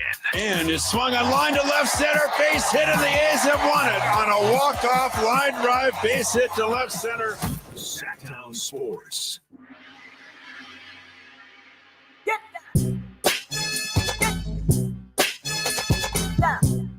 The only station in Sacramento giving you local sports coverage from 6 a.m. to 6 p.m. Monday through Friday. Sactown Sports. Here's Herder, 6 on the shot clock. Keegan, 4. Oh.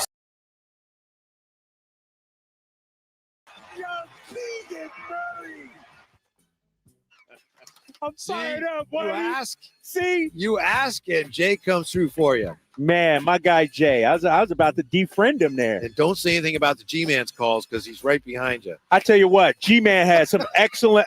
Oh, G-Man, what's up, baby? I was just giving you props. Come on. How you doing, G-Man? What's up, man? G-Man, once again.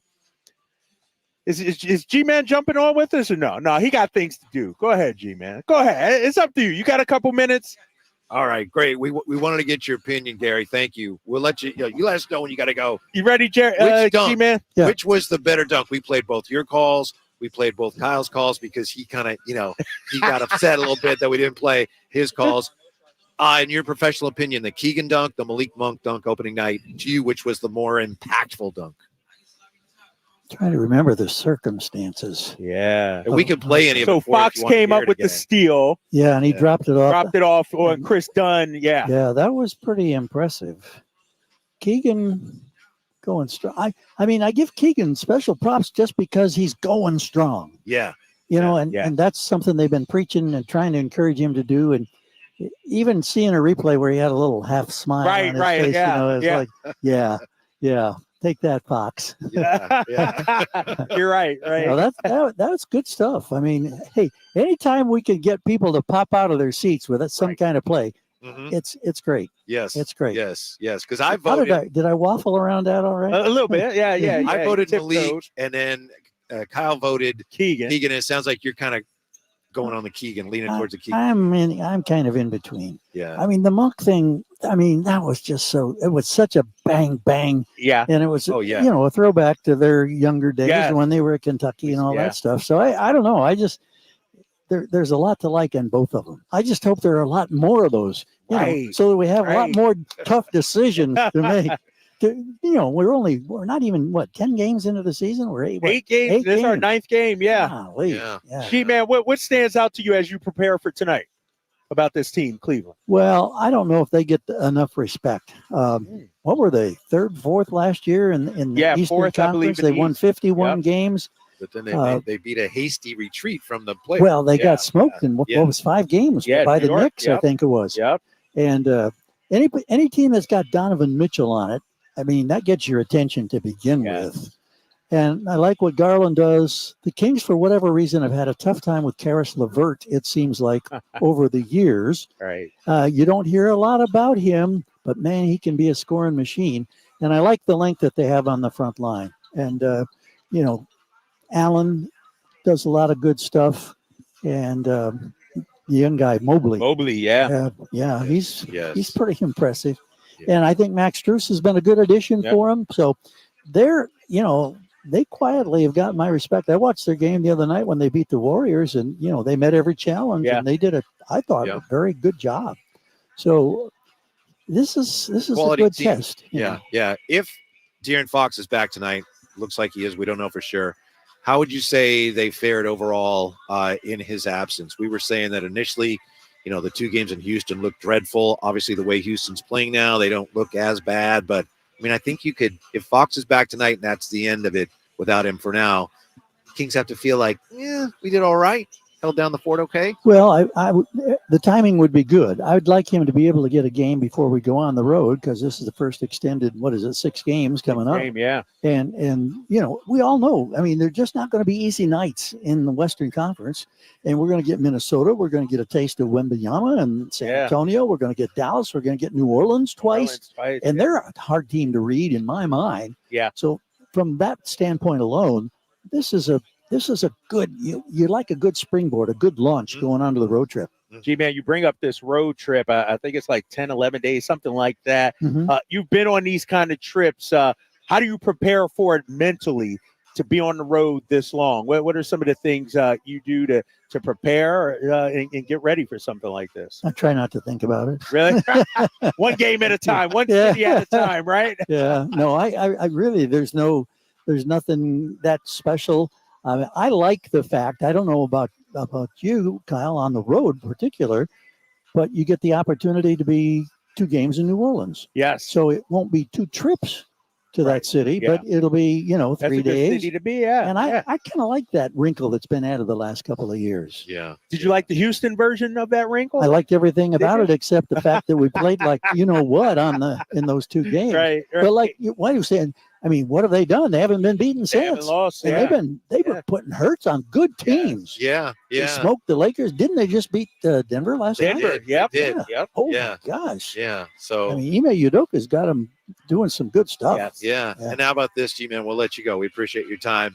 Sean Cunningham alerted us to this. You probably already aware of this. You got Mike Brown tonight. He's at 399 regular season victories. So this could be his 400th against the team that he began his coaching career. Nice little wrinkle there. Yeah. Nice little wrinkle. Yeah. And of course, you got Luke Walton. Yeah, Luke back on their staff.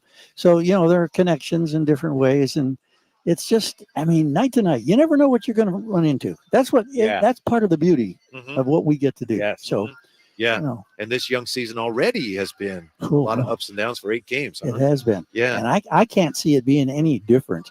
I hope it's going to be a roller coaster. This yeah. Today. Okay. I think so. Okay. I think so. Yeah. There's just too many good teams, good talent. Yeah. And it's these things. Somebody gets a little momentum going. They win 3 or 4, and they feel pretty good about themselves, and that kind of freewheel. And maybe Houston's at that point right now. I don't know. Right. But let's get a good launch to going on the road. Make it a 3-game sweep on the homestand. All right, from the launch to your lunch or your dinner, whatever it is, we'll probably good luck, down G-Man. Yeah, thank you for coming. Thanks for jumping on, man. Pleasure. All right, my man. All right, guys. Yeah, G-Man. Yeah, and he did not cast a vote officially, right? He's a I think So I think it's a half vote for Keegan and a half vote for Lee. He waffled. He waffled. Only thing missing is a little Waffle House, right man. Right? Give me a short stack, a side of scrambled, and a couple strips of bacon, please. I'm out of here. All right, G-Man. Thanks. Thank you. Good stuff. G-Man's house of waffles. Do you have an update on the poll numbers for us? Man, why are you worried about this poll, Whitey? Let's see here. 61% is wrong, 39% for Keegan right. 61% for Monk so far. 61 to 39. Yeah. That's a landslide, huh? All right, still a few moments left to cast your votes there. It's a YouTube chat. They're both tremendous dunks. They were great dunks, yes. Problem, if you will, to have, which was the better dunk. By the way, before we take a quick timeout, we'll be right back there. But how about it, Kyle? What do you think the Kings have to do tonight to keep the beam lit after 2 straight wins? Make shots tonight. Yeah, wouldn't that be nice? I think tonight is the night they make shots. And so I think tonight is the night they shoot 34% or better from 3. Can I get that? Is that a writing down? Like, you're not going to write that down? Yes. Okay, all right. Sometimes you get mad. Don't write it down. Sometimes you write it down. They're flowing right now. I like the energy that they're playing with. And so I'm looking for a great shooting night tonight. All right. I'll take that timeout, and we will be right back. It's a very quick break. Right back to the Golden One Center. Is it possible for the Kings to play good defense and good offense in the same game? That's next year with the Drive Guys on Sactown Sports. Can the Niners build off their NFC Championship appearance from last season? How will the quarterbacks perform throughout the year? Purdy back, now going to throw for the end zone, wide open, Brandon Ayuk is on fire! Will the defense lead this squad again? Intercepted, ball got tipped up and taken by Fred Warner. Get all your 49er coverage throughout the NFL season on Sactown Sports and SactownSports.com. Hey, it's Carmichael Dave for my good friends at Fire Wings with some bullet points for you to remember so you can be a professional fire wing eater. Like Wings Day Wednesday, 88-cent wings each and every Wednesday. 3 flavor lineup includes 7 classic wing flavors, 7 dry rub wing flavors, 7 fusion wing flavors. It's the perfect fast casual eating establishment for the entire family. Go to firewings.com or download the app, find a location near you, order online, earn rewards. Fire Wings, just wing it. Whitey here reminding you that not all grills are created equal. Give your family a real treat. Bring out all the flavors of the holidays with the amazing Napoleon Prestige line of outdoor cookers. My Napoleon Stainless Steel Pro Series gas grill is turning me into a pro. Napoleon Grills has features other grills can't match. They're built different, built better, built to last, complete with a lifetime warranty. I may never want to cook indoors again. All made with premium steel that boasts absolute quality. Just go to Napoleon.com for your nearby Napoleon Grills dealer. Napoleon Grills. Now is the time for the best selection of grills and fine accessories for the holidays. Time to check out Capital Casino, conveniently located at 411 North 16th Street in downtown Sacramento.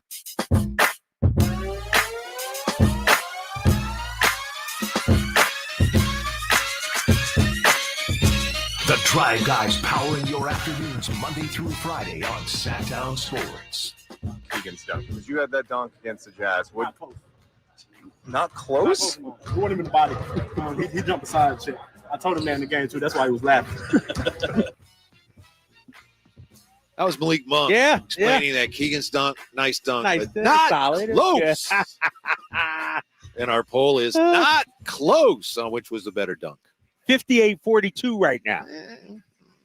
Okay. Not close. That's not close. Not close. Yeah, we got the poll up on Sactown Sports 1140, the YouTube channel right now. Which dunk more spectacular, Keegan's or Malik's? By the way, I think this is interesting. Yeah. Tell me if you agree here as we look at this.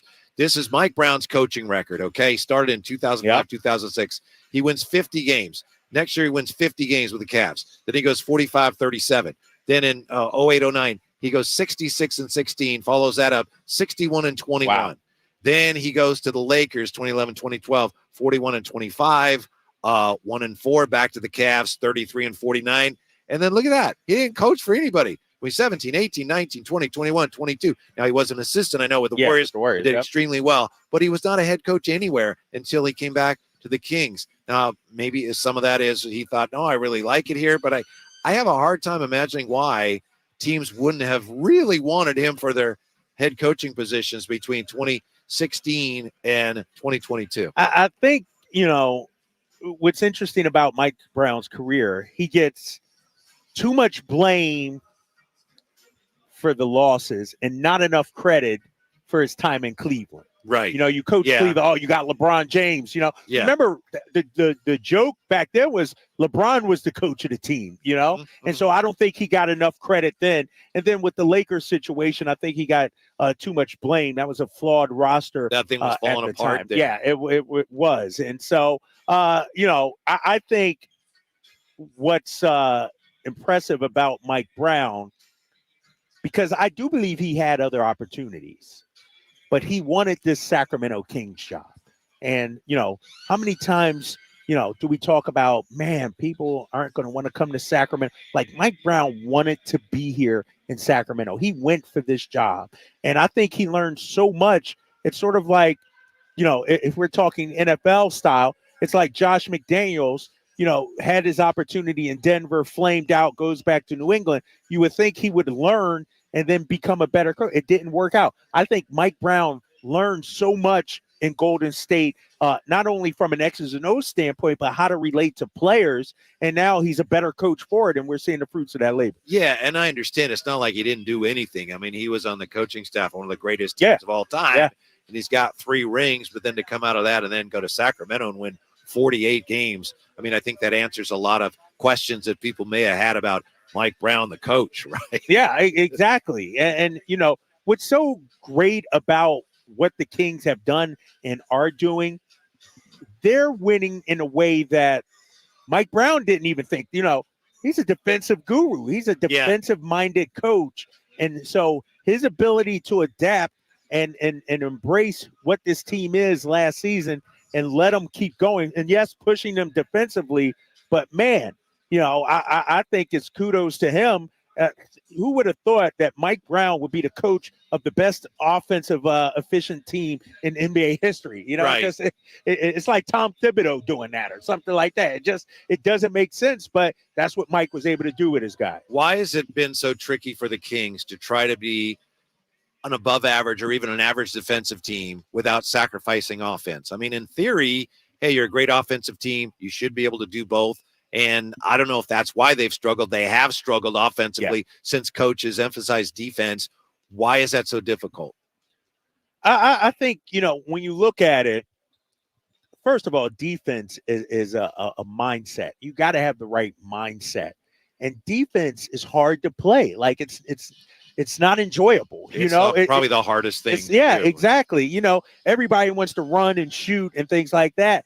It takes a special group of guys that actually wants to lock it down. A guy like a Davion or a Keon. And so I think it just takes time.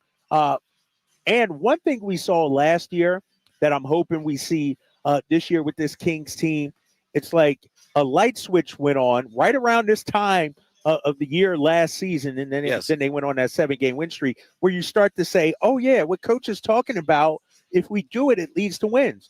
I'm hoping what we saw the last 2 games and the effort and energy puts on a light switch like, man, this is our blueprint, our pattern to being successful. People used to ask this question a lot. They don't ask it anymore, but it used to be kind of one of those, it was almost a cliche sports talk questions. What's the hardest thing to do in sports? And typically it was hit a baseball is the hardest thing to do in sport, blah, blah, blah. And I understand all that. But I always thought one of the things that belonged on that list was closing out on a shooter in basketball. If you have a guy that he's got the ball and he hasn't used his dribble yet, and you're away from him to the point where you have to aggressively run out to him without him going around you, that's one of the most difficult things in all of sports. Especially in today's NBA. Yeah, it's pretty much impossible. When guys are so skilled, the shooters are so great. And so before, when the shooting wasn't a premium, when the 3-point line wasn't as big, you'd be like, let him shoot. Yeah, you could close out a little softer. Right. Go ahead but now you got to get out there and then you got to try to recover. No, you're right. It's tough, man. Yeah, that's why you see more and more in the NBA over the last few years, more guys committing fouls on 3-point shooters. Yeah. And, when I was learning to play basketball, it's like that was a cardinal rule. Don't foul a jump shooter because they're probably going to miss. Well, it just doesn't apply anymore. And you got to get out there. And that's why they commit fouls because you got to contest. And you got to get out on almost everybody in the league, too. Now, like Alex Len will knock down threes on you if you don't get out there. So, yeah. Yeah, this will be a tough one tonight against a Cleveland team that is not a great 3-point shooting team, but they've got size. And they've only really been this iteration of the Cavs for this is the start of their second year. But, last year they were a top seed in the East. They're a very talented team. And it came together quickly when they got Donovan Mitchell. Yeah, and they're coming off that big win against Golden State. And the thing about it is, Donovan Mitchell is the kind of guy that can get you 50 on any given night. Like, he is that good. He can explode. And so this will be tough. And I mentioned, earlier, Darius Garland, too, who I think is a tremendous point guard. And then you throw into the fact that you got Mobley. And so this is a tremendous team. And, you got Isaac Okoro. Okoro, he's been hurt. Karis LeVert is a guy that has 50 in an NBA game before. And so they're a tough team, no doubt about it. I forgot Tristan Thompson's on this team also. They just signed, I forget, they signed him like a couple weeks ago. Yeah. Old friend Tristan Thompson. Feel good signing. Yeah, exactly. And so, this will be a fun game, man. They're a grimy team. I mentioned earlier about, the way they play. They're a big-time rebounding team as well. And so it's going to be a tough matchup tonight. I have to think it's a tough matchup for the Cavs, for anybody, assuming De'Aaron Fox is healthy. If he's playing, I assume he's healthy. He's got to be one of the toughest covers because there's just nobody else. I'm not saying he's the best player. He's clearly not the best player in the NBA, but I don't think there are too many guys, if any, who play like him, given the speed that he has. Yeah, exactly. And, the thing about Fox, you mentioned the speed. It's like, he's like the Tyreek Hill of the NBA, right? Like, he's like, exactly. Yeah, it's like he's like the Henry Turner. Oh, hey. Oh, Henry, high flyer. How are you? What's brother? up, big fella? How you doing, man? See you there. Oh, look at you. Hey, can you hear me? You can hear me? Hold on, let me turn on your mic real quick. Yeah. You know, We didn't invite you on the show, though. You ain't had to. My bad. My bad. I thought I was part of the family. Laminated pass. He came up. I'm like, man. He came up, picked up the headset, put it on, and everything. Is that how we roll? Laminated pass. You know what? Always welcome. I'm like, damn, big worm. You playing with my You know I'm emotions. messing with you, my guy. Oh man! So what's up with you? You feeling great now, huh? About these Sacramento Kings? I'm feeling better. Yes, I'm feeling better, but I still understand that Houston run was kind of like that bad sunflower seed you eat. You just want to scratch it off your tongue, but Right. it seems like you taste it forever. Hey, we need your expert opinion on something.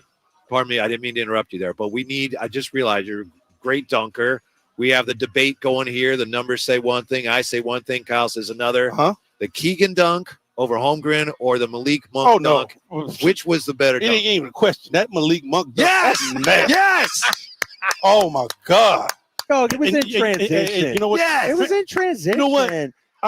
Let me tell you like Come this. on. Let me Well, tell you I like tried this. to tell him. You know why do I always got to explain to KD? I always got to explain to him. I'm just saying. Okay, I want to hear your explanation. Okay, check this out. When De'Aaron saw him trailing, and the setup was so nice, he dropped it right behind him. And when Malik Monk took off, I mean, he exploded, bro. I mean, he cocked that thing back to the parking lot and just crammed it, and then came down and mugged it. Yeah. I love what Keegan does. Keegan ain't got enough dog in him for me. Because, see, when Keegan dunked that, you got to stand over and be like, if you At would have did least something like grinned a that, it would have little. got extra points. Yeah. It would have been like, okay. Come on, bro. That take it from a 7.5 to a 10. Smiled a little bit. You're like, And especially from Keegan, like, you ain't gonna say nothing about we this crowd a got little to grade Keegan on the curve a little bit? You know what I mean? I do. First I of all, do. the jab step to get by the man. That was nice too. That was nice, right? That was a nice set. You know what? And I love it, KD, because the kid was struggling. Yeah. He was struggling, and he didn't elect to just stand behind there and shoot the three. He caught the ball and gave him that jab step, man, and blew past him and went strong. He's 6'10", bro.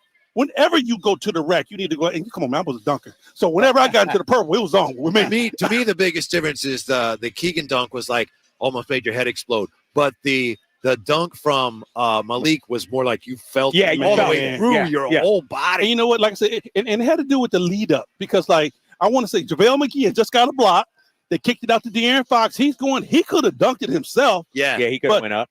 He threw it behind him, man, and the way he finished that, you know what? He couldn't have finished it no better. The thing about Malik's dunk, too, it was on the road, and even that Utah crowd stood up and was like, oh my, like they felt it in their souls, bro, as well. And he let him know to just chest up, just chest it. See, you know what? I like a little dog. I'm sorry. I'm old school. I see. I like when you give him like, "Arr!" I mean, Malik didn't scream, but he chested him like. Let me ask you a question, though. I'm gonna switch gears. What's that? You tight with Mitch Richmond, right? We're gonna try to get him on the show one of these days. One of my best boys. Like I texted Mitch on a Tuesday. I heard back from him on a Friday. That's right. That's rock. But at least you heard back from him. Yeah, I did hear back from him. That's true. Hey, that's rock, man. I love Mitch, man. Hey, you know what, though? But see, the one thing that I got on him, I'll be like, hey, Mitch, you do know I still got some dirt. He'll hit you right back. Oh, yeah. All right, stick around for game night with the High Flyer and Scott Marsh. They're next here from the Golden One Center. Thanks for being with us today. Drive Guys talk to you tomorrow. Kings basketball and game night next on Sactown Sports. Check out the Golf to Go Hour with Frank LaRosa every week on Sactown Sports. Get the latest on equipment, area